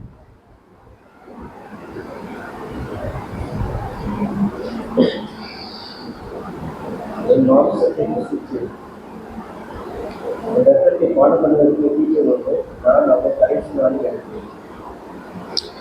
இப்போ இயேசு கிறிஸ்து இங்க என்ன சொல்லிட்டாருன்னா, என் ரத்தத்தை மாம்சத்தை புசித்து என் இரத்தத்தை பானம் பண்ணுவேன். பானம் பண்ண அப்படி பண்றவங்க தான் என்னுடைய சீஷரா இருப்பீங்கன்னு சொல்லிட்டார். ஸோ இதை கேட்டவொடனே அவங்க என்ன ஆயிட்டாங்க? இடர்ல அடைஞ்சிட்டாங்க. கண்டினியூவா படிச்சீங்கன்னா இருக்கும் அதுல. ஏன் அப்படின்னா இங்க இயேசு கிறிஸ்து லிட்டரலான மாம்சத்தை ரத்தத்தை பத்தி பேசினாரா? இல்ல. அவங்க லிட்டரலா புரிஞ்சுக்கிட்டு என்ன பண்ணிட்டாங்க? இது கடினமான உபதேசம் சொல்லிட்டு பேக் அடிச்சிட்டாங்க. ஆனா யார் மட்டும் நின்னா? அவருடைய 12 சீஷர்கள் அவங்க மட்டும் நின்னாங்க. இன்னைக்கு அதே தான் கண்டிஷன். நம்மளுக்கும் இந்த உபதேசம் கேட்கும்போது கடினமா இருக்கா? கொஞ்சம் இல்ல, ரொம்பவே தான் கடினம். அப்ப இந்த கடினமான உபதேசங்களை கேட்டு வர்றதுக்கு ரெடியான்னு கேட்கிறார் ஆண்டவர் நம்மள. இப்போ நான் சத்தியத்துல இயேசு கிறிஸ்துனுடைய உபதேசத்தை நிலைச்சிட்டேன் அப்படின்னா இதெல்லாம் கண்டிப்பா என்ன பண்ணி ஆகணும்? நான் ஃபாலோ பண்ணி தான் ஆகணும். நான் பின்னாடி வந்து தான் ஆகணும். கடினமான உபதேசத்தை நான் வாழ்றதுதான் என்ன பண்ணியிருக்கேன்? நான் இந்த ஒரு அழைப்புக்குள்ள வந்திருக்கேன்றது நம்ம என்ன பண்ணோம்?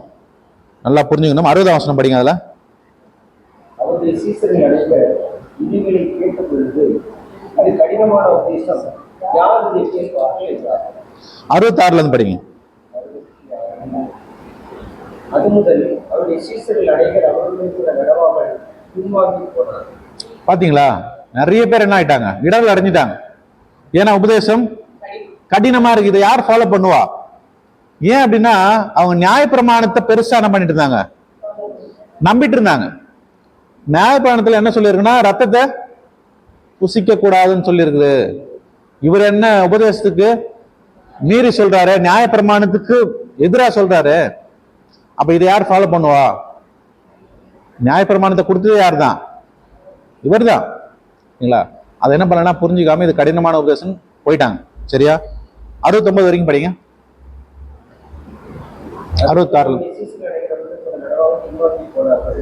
அப்பொழுது இயேசு 12 நோக்கி, நீங்களும் போய்விட மனதாக இருக்கிறீர்களோ என்றார். சீமோன் பேதுரு அவருக்கு பிரதியுத்தரமாக, ஆண்டவரே, யாரிடத்தில் போவோம்? நித்திய ஜீவ வசனங்கள் உம்மிடத்தில் உண்டு. பாத்தீங்களா? நித்திய ஜீவ வசனங்கள் உம்மிடத்தில் உண்டு. நாங்க யார்கிட்ட போவோம்? உங்ககிட்ட தான் அந்த ஜீவனுக்குரிய காரியங்கள் இருக்குது, நாங்க உங்ககிட்ட தான் வருவோம் அப்படின்னு ஸ்டேட்மெண்ட் கொடுத்தாங்க. 70வது வசனம் படிங்க. இயேசு அவர்களை நோக்கி, பன்னிருவராகிய உங்களை நான் தெரிந்து கொள்ளவில்லையா? உங்களுக்குள்ளும் ஒருவன் பிசாசாய் இருக்கிறான். உங்களுக்குள்ளும் ஒருவன் பிசாசா இருக்கிறான். அப்ப அந்த இடத்துல நாங்க உங்களுக்காக நிக்கிறோம், உங்களுடைய உபதேசத்துக்காக நிக்கிறோம்னு சொன்னது அந்த 12 பேர் தான், இல்லைங்களா?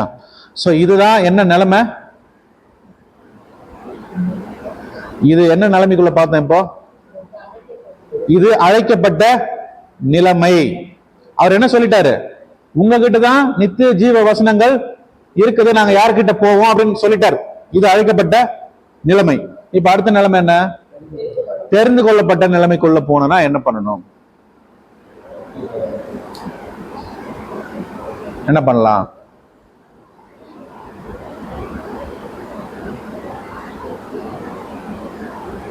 இப்ப நம்ம சபை சப்ஜெக்ட்ல செகண்ட் பார்ட்டுக்குள்ள வந்துருக்கிறோம். ஸோ ஃபர்ஸ்ட் பார்ட்ல என்ன பார்த்தோம் அப்படின்னா, சபைனா என்ன, சபையில கடவுள் வாசம் பண்றாரா அப்படின்னு பார்த்தோம். அப்படின்னா இல்ல, வசனம் தெளிவா சொல்லிடுச்சு. கைகளால் கட்டப்பட்ட கோவில்களில் தேவன் வாசமா இரார். அப்ப சாலமோன் தேவாலயத்தில் வாசமா இருக்கிறாருன்னா இல்ல, இல்லைங்களா? ஸோ அப்போ சபை என்ன அப்படின்னு பார்க்கும்போது, கற்களால் கட்டப்பட்டது சபை கிடையாது. இயேசு கிறிஸ்துனுடைய சரீரமா நம்ம மாற போறதுதான் சபை. அப்ப நாம் சபையாக அழைக்கப்பட்டிருக்கிறோம். ஸோ அந்த சபையாக அழைக்கப்பட்டிருக்கிறதுல என்ன ப்ரொசீஜர் அப்படின்னு பார்க்கும்போது 3 நிலைகள். ஒன்று அழைக்கப்பட்ட நிலைமை, தெரிந்து கொள்ளப்பட்ட நிலைமை, 3வது உண்மை உள்ள நிலைமை. ஸோ அப்போ அதன் அடிப்படையில் அழைக்கப்பட்ட நிலைமை என்ன அப்படின்னு பார்த்தோம். அழைக்கப்பட்ட நிலைமைனா என்னன்னா, இந்த உலகத்திலிருந்து தேவன் என்ன பண்ணிருக்காருன்னா ஒரு காலிங் கொடுத்துருக்காரு, கிறிஸ்துவா மாறுறதுக்கு, சரீரமா மாறுறதுக்கு. இப்போ அந்த அழைக்கப்பட்ட நிலைமையில் நம்ம எப்படி இருக்கிறோம்னா ஒரு குழந்தைகளா இருக்கிறோம், இல்லையா? ஸோ இயேசு கிறிஸ்து என்ன சொல்றாருன்னா, அவருடைய வளர்ச்சிக்கு, பூரண வளர்ச்சிக்கு நம்மள வர சொல்றாரு. ஸோ அப்போ பூரண வளர்ச்சிக்குள்ள நம்ம வரணும் அப்படின்னா அவருடைய உபதேசத்துல நம்மள நிலைச்சிருக்க சொல்றாரு. அவருடைய உபதேசம் என்ன? லூக்கா 9ஆம் அதிகாரம் 23ஆம் வசனம். ஒருவன் என்னை பின்பற்றி வர விரும்பினால் அவன் தன்னைத்தான் வெறுத்து தன் சிலுவை எடுத்து அனுதினம் என்னை பின்பற்ற கடவன். ஸோ இது உள்ள வந்தவங்க என்ன சொல்றாங்க அப்படின்னா, இதுதான் ஜீவன் கொடுக்கக்கூடிய ஒரு சத்தியம் அப்படின்னு நம்புறாங்க, இல்லையா? அந்த அஸ்திபாரம் யாருன்னா நம்முடைய ஆண்டவராகிய இயேசு கிறிஸ்து. அந்த விசுவாசம் என்னன்னா, இவர் தேவனுடைய குமாரன். இது அழைக்கப்பட்ட நிலைமை. ஸோ இந்த நிலைமைக்குள்ள இருந்து எங்க போகணும் அப்படின்னா, தெரிந்து கொள்ளப்பட்ட நிலைமைக்குள்ள போகணும். அப்படின்னா நம்ம என்ன பண்ணணும்? அடுத்தது இப்ப நீங்க பதில் சொல்லணும். இப்ப அழைக்கப்பட்ட நிலைமைக்குள்ள நீங்க வந்துட்டீங்க, இல்லையா? இப்ப அடுத்தது எந்த நிலைமைக்குள்ள போனோம்? தெரிந்து கொள்ளப்பட்ட நிலைமைக்குள்ள போகணும். அப்ப நம்ம என்ன பண்ணணும்? நீங்க என்ன பண்ணணும்?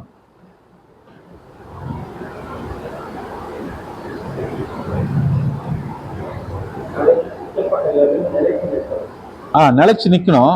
அடுத்து தெரிந்து கொள்ளப்பட்ட நிலைமைக்குள்ள என்ன போனோம்? என்ன பண்ணணும்?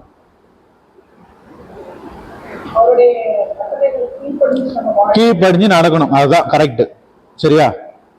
இப்ப எனக்கு கார் ஓட்ட தெரியும். எனக்கு கார் ஓட்ட தெரியும் பிரதர். எனக்கு கார் ஓட்ட தெரியும். என்ன இதையே சொல்லுங்கிறாரு?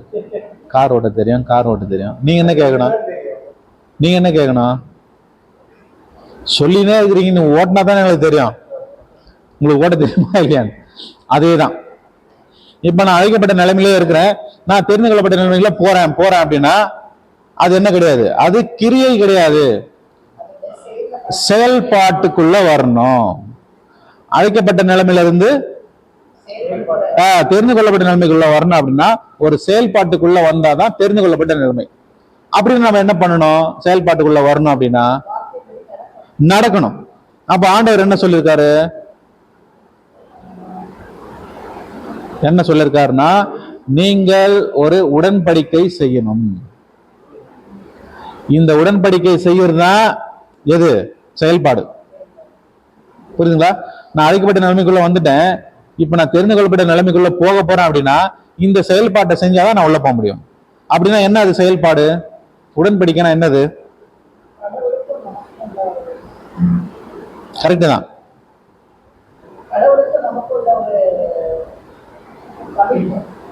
கமிட்மெண்டா அக்ரிமெண்டா? அக்ரிமெண்ட் பண்ணதுக்கு அப்புறம் தான் கமிட்மெண்ட் பண்ண முடியும். கரெக்டுங்களா? ஒரு ஒப்பந்தம் போடுறோம், ஒரு வீடோ இல்ல நிலத்தையோ விற்கிறதுக்கோ என்ன பண்றோம், நம்ம ஒப்பந்தம் பண்றோம். சோ அப்ப ஒப்பந்தம் பண்ணும் போது தெரியாம சைன் பண்ணிடுவோமா? அதுல என்ன பண்ணணும்? Terms and conditions. அது ரெண்டு பேருக்குமே தெரியும், விற்கிறவருக்கும் வாங்குறவருக்கும். இல்ல, இதுதான் உடன்படிக்கை. ரெண்டு பேருக்கு தெரிஞ்சு அதுல சைன் பண்றதுதான் உடன்படிக்கை. சோ அந்த மாதிரி நம்முடைய ஆண்டவர் நம்ம கிட்ட என்ன எதிர்பார்க்கிறாருன்னா, நீங்க உடன்படிக்கை செய்யணும் அப்படின்னு சொல்லிட்டாரு. அப்படின்னா என்ன உடன்படிக்கை? அது அது அடுத்த நிலைமை. ஞான ஸ்நானம், கரெக்ட், அதான் உடன்படிக்கை. உங்களுக்கு ஒரு கேள்வி வரும், இதே நான் தான் ஞான ஸ்நானம் எடுத்துட்டோமே, மறுபடியும் நீங்க என்ன சொல்றீங்க, ஞான ஸ்நானம் எடுக்கணும்னு சொல்றீங்க, நாங்க என்னதான் பண்றது அப்போ அப்படின்னு கேள்விகள் வரும். இந்த பாடத்தை நம்ம கவனிக்கும் போது அதெல்லாம் கிளியர் ஆயிடும். அப்ப என்ன சொல்ல வர்றாருன்னா, படிக்கலாம் பாருங்க. 1 பேதுரு 3:21.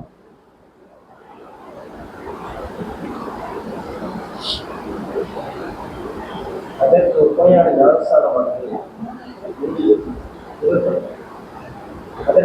ஞானஸ்நானமானது மாம்சாருக்கு ஈர்த்தலாயிராமல் தேவனை பற்றி நல்மனசாட்சி உடன்படிக்கையாக இருந்து இப்பொழுது நம்மையும் இயேசு கிறிஸ்துவின் ஈர்த்தல். பிரதர் என்ன எடுக்கல, எடுத்துட்டு இருக்காரு. எடுத்துட்டீங்களா?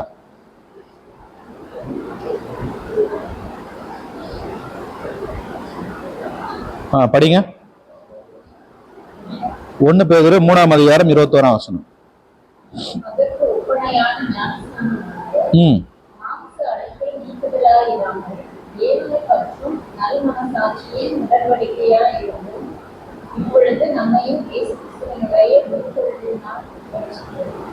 இப்ப இந்த வசனம் புரியுதா?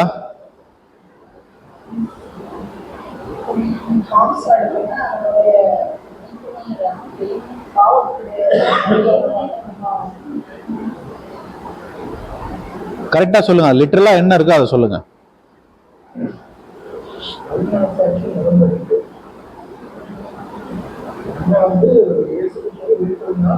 இல்ல, மேலிருந்தே படிங்க. அதற்கு ஒப்பனையான ஞானஸ்நானமானது. எதுக்கு ஒப்பனை? படிங்க அடுத்தது. நீக்குதலா இராமல், அது இல்ல. அடுத்தது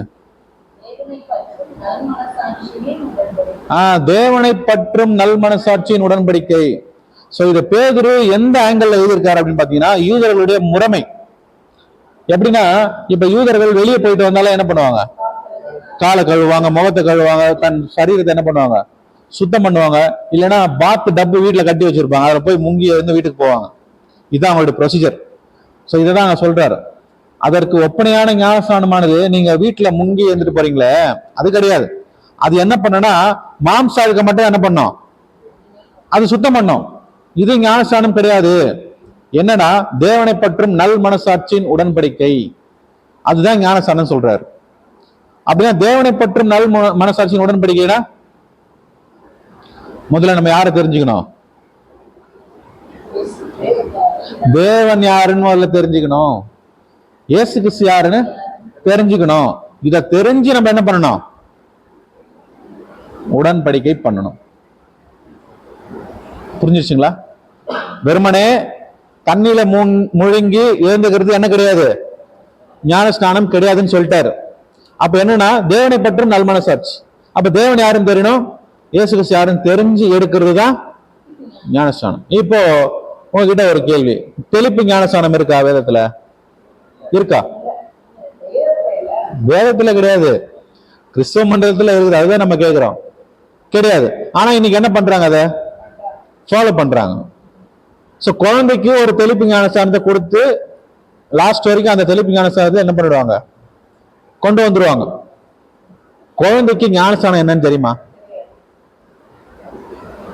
புரியுதுங்களா? அதுலயே அந்த அறிவே கிடையாது முதல்ல. சோ தெளிப்பு ஞானஸ்நானம் வேதத்துல கிடையாது. சோ இங்க என்ன சொல்ல வர்றாருன்னா, நீங்க தேவனை தெரிஞ்சுக்கணும். நீங்க இங்க பேப்டிசம் எடுத்தீங்களா? நீங்க எடுத்துட்டீங்களா? நீங்க எடுத்துட்டீங்களா? நீங்க எடுத்துட்டீங்களா? என்னன்னு எடுத்தீங்க? என்ன சொல்லிட்டு எடுத்தீங்க பேப்டிஸ்ட்ல? ஞாபகம் இல்ல. அப்ப அது பேப்டிசமே கிடையாது. நீங்க சொல்லுங்க. நீங்க சொல்லுங்க.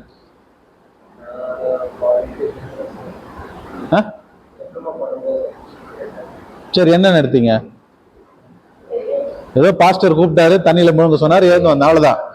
நீங்க பிரதர் ஏற்றுக்கொண்டு எடுத்தீங்க. ஓகே. யாரு கிறிஸ்து? அதை பிலீவ் பண்ணீங்களா? அப்போ அதை சொல்லிருப்பாங்களா, சொல்லிருக்க மாட்டாங்களா உங்களுக்கு? அது வேற விசுவாசம். நீங்க பிரதர்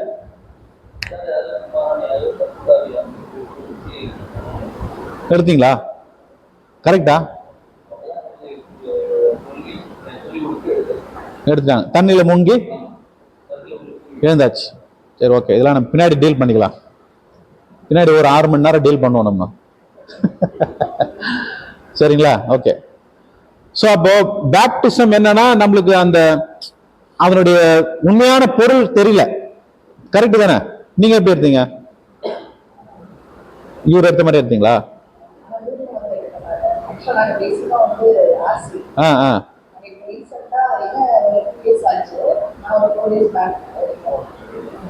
ஓகே, சரி.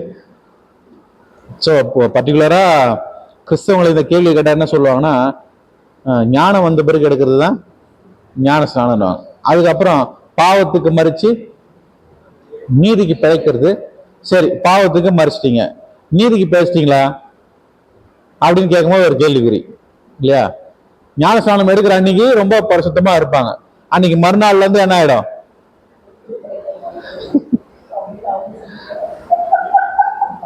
அவங்களுடைய வாழ்க்கை அவங்களுக்கு தான் தெரியும், நம்ம எப்படி வாழ்றோன்னு.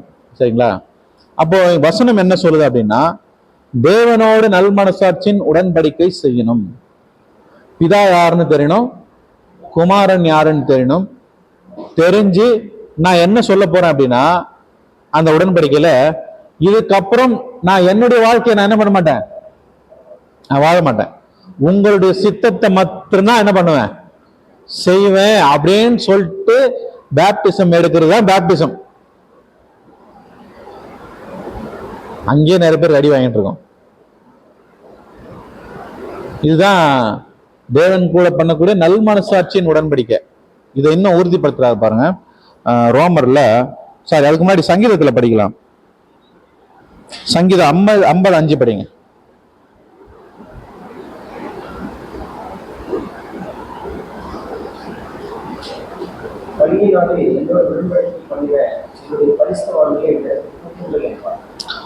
பலியினாலே என்னோடு கூட உடன்படிக்கை பண்ணின பரிசுத்தவான்களை என்னிடத்தில் கூட்டுங்கள். அப்போ இந்த பேப்டிசம் எடுக்கிறதுக்கு முன்னாடியே பலி செலுத்திக்கணும்னு சொல்றாரு. என்ன பலி செலுத்துறது? நம்ம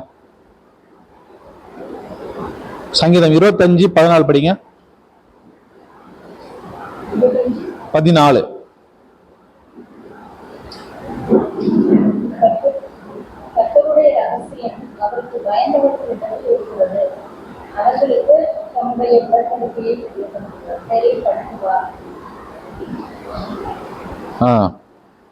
அதாவது கர்த்தருக்கு பயந்தவர்களுக்கு தான் என்ன பண்றாரா,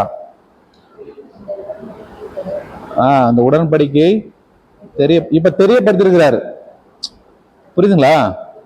அப்ப அந்த உடன்படிக்கை என்ன அப்படின்னா என்ன சொல்றாரு? சங்கீதம் 55ல, பலியினாலே என்னோட உடன்படிக்கை பண்ணின என்னுடைய பரிசுத்தவான்களை கூட்டுங்கள். ஸோ அப்ப இந்த நிலைமைக்குள்ள நம்ம வந்துட்டோம் அப்படின்னா நம்ம என்ன எடுக்க போறோம்னா, தண்ணியில மூழ்கி ஞானஸ்நானம் எடுக்க போறோம். ஸோ அதுக்கப்புறம் அதுக்கு அடுத்ததா ஒரு சில ப்ராசஸ்குள்ள நம்ம அதுக்கப்புறம் தான் வாழ போறது. அதுக்கப்புறம் தான் நம்ம கட்டளைக்கெல்லாம் கீழ்ப்படிஞ்சு நடக்க போறது. அப்ப தெரிந்து கொள்ளப்பட்ட நிலைமைக்குள்ள வரணும் அப்படின்னா இந்த ப்ரொசீஜர் பண்ணி ஆகணும். எந்த ப்ரொசீஜர்?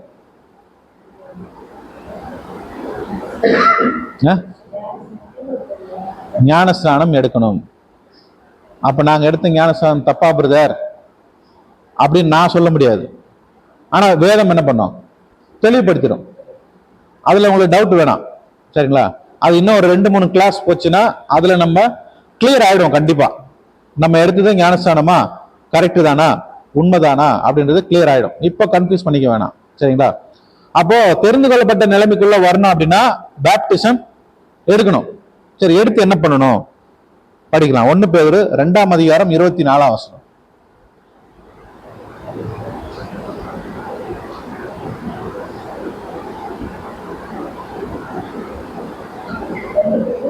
ஒன்னு பேதுரு 2:24. நாம் பாவங்களுக்கு சென்று நீதிக்கு பிழைத்திருக்கும்படிக்கு அவர் தாமே நமது சரீரத்திலே நம்முடைய பாவங்களை சிலுவையில் மேல் சுமந்தார். ஓகே, அவருடைய தழும்புகளால் குணமாகிறோம். அவருடைய தழும்புகளால் நாம் குணமாகிறோம். சோ பேப்டிசம் அப்படின்னா என்னன்னா இதுதான் சொல்லுது இல்லையா, தேவனுடைய சித்தத்துக்கு நம்மளை ஒப்பு கொடுக்கிறது தான் பேப்டிசம். நான் என்னுடைய சுய சித்தத்தின்படி நான் என்ன பண்ண மாட்டேன், வாழ மாட்டேன். நான் யோசிச்சு என்னுடைய வாழ்க்கையை பிளான் பண்ணி நான் வாழ மாட்டேன். என்னுடைய வாழ்க்கையை நான் உங்ககிட்ட என்ன பண்றேன், அர்ப்பணிக்கிறேன். இந்த அர்ப்பணிப்பு தான் ஞானஸ்தானம். தன்னுடைய இருதயத்தில் நம்ம என்ன பண்ணிடுறோம் முதல்ல, நான் அதுக்கப்புறம் நீங்க சொல்ற மாதிரி தான் வாழ போறோம் நம்ம இருதயத்திலே பண்றோம் பாத்தீங்களா, அது அர்ப்பணிப்பு. சோ இந்த அர்ப்பணிப்பை வெளிப்படையா என்ன பண்றோம், தண்ணியில மூழ்கி ஒரு அடையாளமா காட்டுறோம். இதுதான் பேப்டிசம். சோ இயேசு கிறிஸ்து ஏன் பேப்டிசம் எடுத்தாரு? அவர் எடுக்க வேண்டிய அவசியம் எதனா இருக்கா? தண்ணியில மூழ்கி தான் எடுக்க வேண்டிய அவசியம் இருக்கா அவருக்கு? ஏன் அப்ப எடுத்தாரு?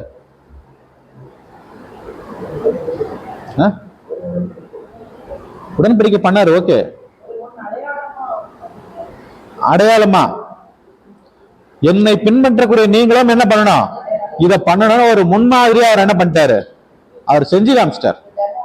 அவ்வளவுதான்.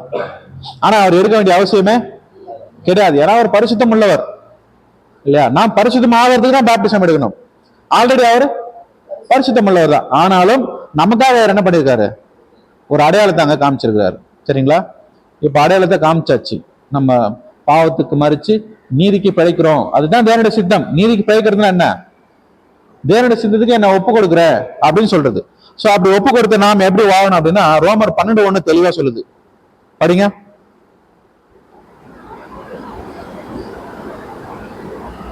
அப்படி இருக்க சகோதரரே, நீங்கள் உங்கள் சரீரங்களை பரிசுத்தமும் தேவனுக்கு பிரியமான சின்ன வழியாக ஒப்புக் கொடுக்க வேண்டும் என்று தேவனுடைய இறக்கங்களை முன்னிட்டு உங்களை ஏற்றுக் கொள்கிறேன்.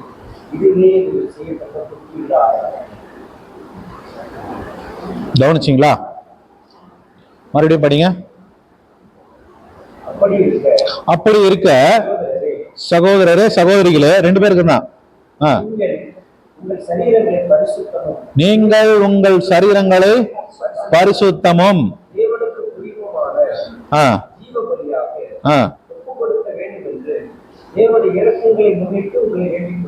பாத்தீங்களா, தேவனுக்கு பிரியமா இருக்கக்கூடிய ஒரு கண்டிஷனுக்குள்ள என்ன பண்ணோம், உங்க சரீரங்களை நீங்க பரிசுத்தப்படுத்திக்கீங்க அப்படின்னு சொல்றாரு. அப்படின்னா எப்படி வாழறது? 2ஆம் வசனம் படிங்க. நீங்கள் இந்த பிரபஞ்சத்திற்கு ஒத்த விஷயம் தெரியாமல் தேவனுடைய நன்மையும் புரியமும் பரிபூர்ணமான சித்தம் இல்லதென்று பகுத்தறியத்தக்கதாக உங்கள் மனம் புதிதாகிறதுனாலே மறுபடியும். பாத்தீங்களா, தெளிவா சொல்லிட்டார். நாம் இயேசு கிறிஸ்துவோடைய சரீரத்துல மாறணும்னா இந்த ப்ரொசீஜர் நம்ம ஃபாலோ பண்ணணும். இந்த வசனத்துக்கு நம்ம கீழ்ப்படியணும். இப்ப நம்ம என்ன பண்ணிட்டோம், தெரிந்து கொள்ளப்பட்ட நிலைமைக்குள்ள வந்தாச்சு. பேப்டிசம் எடுத்து வந்துட்டோம். வந்துட்டு என்ன பண்ணணும் தான் இந்த வசனம் சொல்லுது. என்ன அப்படின்னா, அப்படி இருக்க சகோதர சகோதரிகளே, நீங்கள் உங்கள் சரீரங்களை பரிசுத்தமும். இப்ப நம்ம சரீரத்தை பரிசுத்தமா வச்சுக்கணுமா?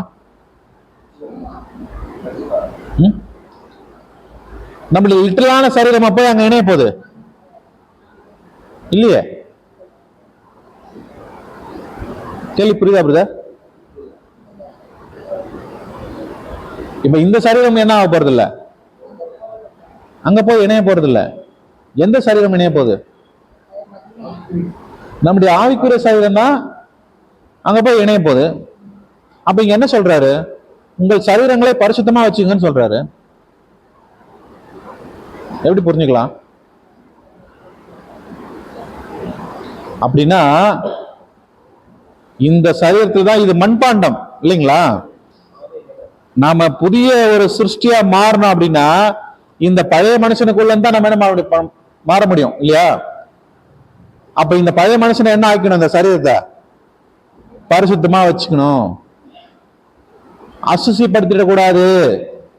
இந்த பாயிண்ட் புரியுது இல்லையா? இந்த சரீரத்துல நம்ம எதுலையுமே என்ன பண்ணிடக்கூடாது?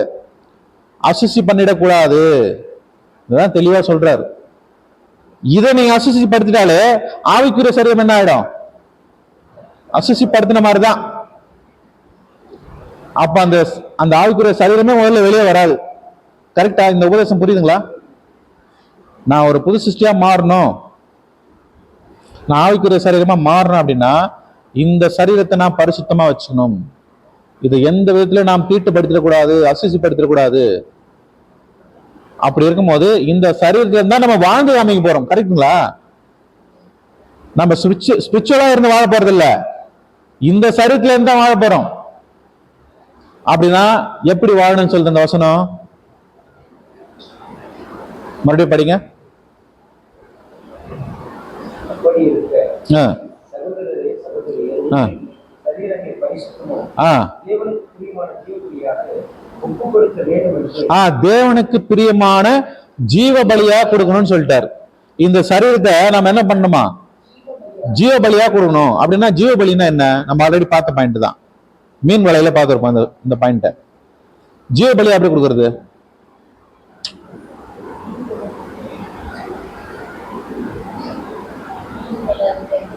எடுக்கலையா? எடுத்திருப்பாங்க. மீன் வலையானது, அதாவது பரலோக ராஜ்யமானது கடலிலே போடப்பட்டு சகலவித மீன்களையும் வாரிக்கொள்ளும் வலைக்கு ஒப்பா இருக்கிறது அப்படின்னு பார்த்திருப்போம். நல்ல மீன், கெட்ட மீன் பார்த்துமா? எடுக்கலையா? சரி, எடுத்துடலாம், ஃபியூச்சர்ல எடுத்துடலாம். சரி, பிரச்சனை இல்லை. அப்ப என்ன சொல்லுதுன்னா இந்த வசனம், உங்கள் சரீரங்களை ஜீவ பலியா. எப்படி ஜீவ பலியா எப்படி கொடுக்கறது? கையை அறுத்துக்கலாமா? கையை அறுத்து அப்படியே நம்ம ஜீவனை கொடுத்துடலாமா? ரத்தத்தை விட்டுட்டு என்ன சொல்ல வருது? பலி கொடுக்குறதுன்னா என்னது? பழைய பாட்டுல பலி கொடுத்தாங்க இல்லையா? ஒரு ஆடையோ மாடையோ என்ன பண்ணுவாங்க? வெட்டிட்டு அந்த மாம்சத்தை கொண்டு போய் நெருப்புல போட்டு முழுவதும் என்ன பண்ணுவாங்க? சுட்டு எரிப்பாங்க. இது பலி, சர்வாங்க தகன பலின்னு சொல்லுவாங்க. இப்ப அந்த மாதிரி நம்ம பலி கொடுக்கணும். எப்படி கொடுக்கறது? ஜீவ பலியா கொடுக்கணும். அப்படின்னா என்னன்னா, நாம் அந்த மாதிரிலாம் என்ன பண்ண முடியாது, அப்படியே எதிர்பார்க்கல ஆண்டவர். நம்ம கிட்ட என்ன எதிர்பார்க்கிறாருன்னா, உங்களுக்கு ஜீவனுக்கு சொந்தமானதை என்ன பண்ணுங்க? பலி கொடுங்க. சாக்ரிஃபைஸ். என்னுடைய ஜீவனுக்கு சொந்தமானது எது? உங்களுடைய ஜீவனுக்கு சொந்தமானது எது? என்னுடைய நேரம், என்னுடைய தாளந்து, என்னுடைய இன்ஃப்ளூயன்ஸ், என்னுடைய அறிவு, என்னுடைய படிப்பு, என்னுடைய பணம், இதெல்லாம் யாருக்கு சாக்ரிஃபைஸ் பண்ணணும்? இதுதான் சொல்றாரு, லிவிங் சாக்ரிஃபைஸ். இதுதான் நம்ம வாழ்ந்துகிட்டே கொடுக்கக்கூடிய ஜீவ பலி. இதை பண்ண முடியுமா? கடவுளுக்காக என்னுடைய நேரத்தை கொடுக்க முடியுமா? அதனாலதான் இப்ப வந்து உட்கார்ந்து இருக்கிறீங்க. கரெக்டா? சத்தியங்க கடவுளுக்கு என்ன பண்ணிட்டீங்க? நேரத்தை கொடுத்தாச்சு. என்னுடைய தாளந்த முழுமையா கொடுக்க முடியுமா? என்னுடைய இன்ஃப்ளூயன்ஸ், என்னுடைய செல்வாக்கு, என்னுடைய பணம், என்னுடைய நாலேஜ், இது எல்லாத்தையும் கொடுக்க முடியுமா? அதுதான் கேட்கிறார். இதுதான் ஜீவபலி. 2வது வசனம் படிங்க, ரோமர் 12:2. நீங்கள் இந்த பிரபஞ்சத்தின் ஒத்தவேஷம் தெரியாமல் என்னுடைய நன்மையும் பிரியமும் பரிபூர்ணமான சுத்தம் என்னதென்று பகுத்தறியத்தக்கதாக உங்கள் மன புத்திதாக்கிறதுனாலே மருந்து. சோ அப்போ ஜீவ பலியா கொடுக்கறவங்க என்ன பண்ண மாட்டாங்கன்னா, இந்த உலகத்துக்கு ஒத்த வேஷம். அப்படின்னா என்ன அர்த்தம்? இந்த உலகத்துக்கு ஒத்த வேஷம் தரிக்கிறதுனா என்னது?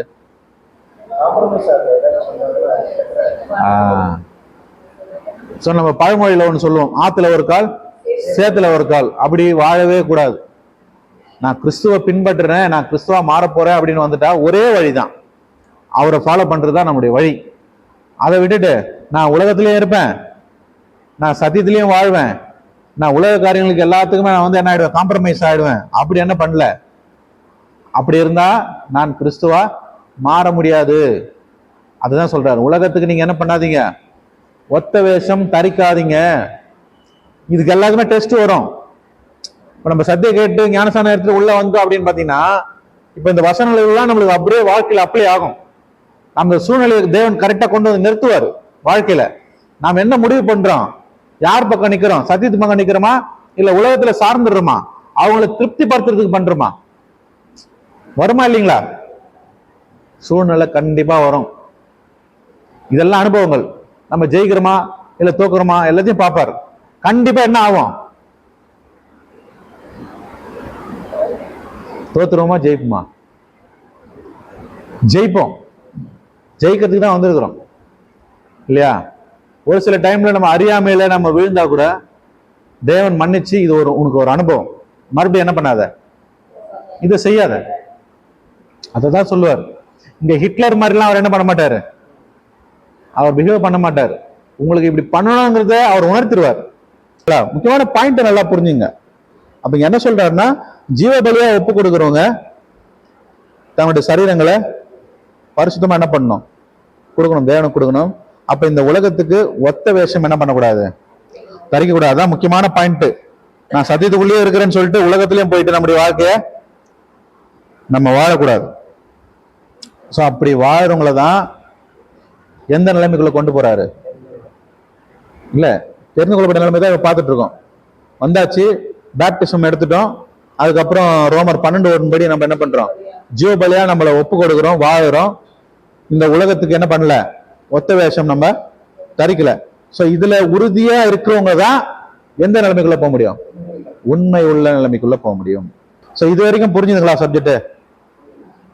சபைனா என்னன்னு பார்த்தோம். சபைங்கிறது ஒரு கட்டிடம் கிடையாது. ஆனா அந்த கட்டிடத்துக்குள்ள வந்து ஆராதிக்கக்கூடிய ஒரு இடம் நம்ம புரிஞ்சுக்கிட்டோம். ஆனா இந்த கட்டிடத்துக்குள்ள தேவன் என்ன பண்ணல, வாசமா இல்ல.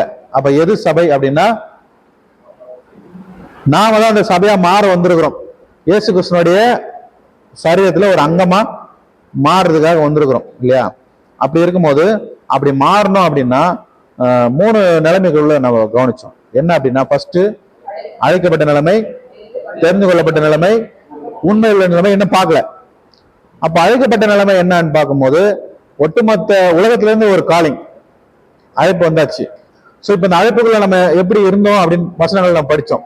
குழந்தைகளா இருந்தோம். ஆனா அப்படி இருக்கக்கூடாதுன்னு சொல்றாரு.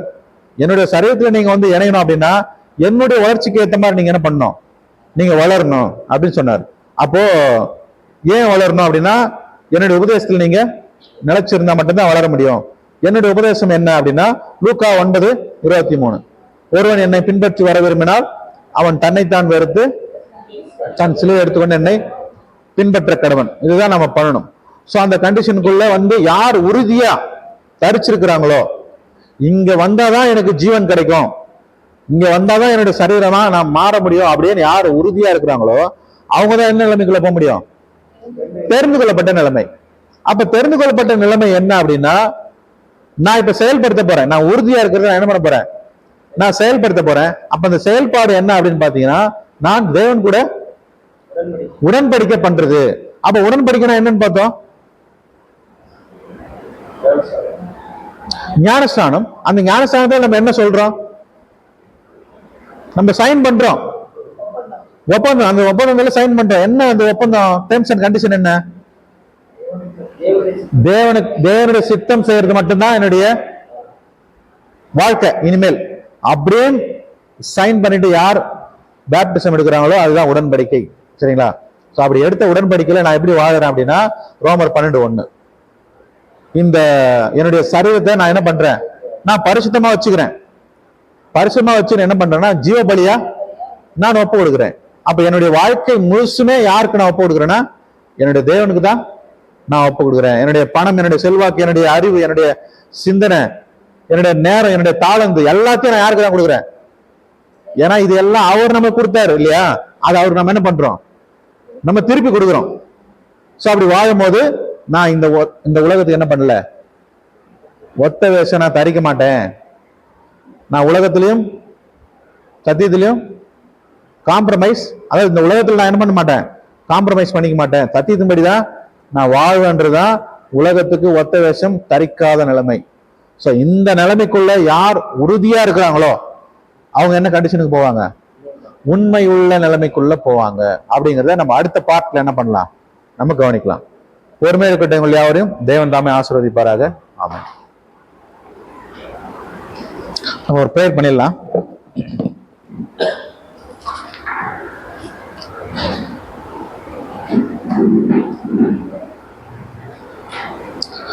ஜெபம் செய்வோம்.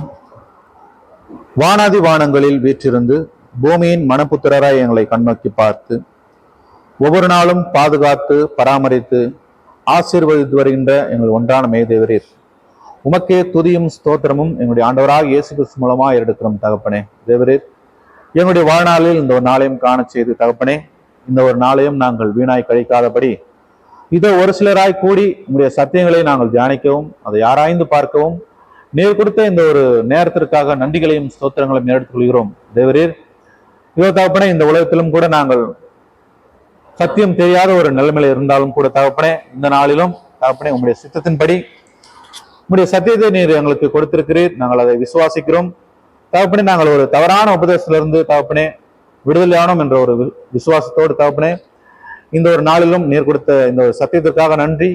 சத்தியத்தை அறிவீர்கள், சத்தியம் உங்களை விடுதலையாக்கும் என்ற ஒரு வசனப்படியாக தகப்பனே ஒரு தவறான உபதேசத்திலிருந்து நாங்கள் சத்தியத்தில் தகப்பனே நாங்கள் விடுதலையானோம் தகப்பனே.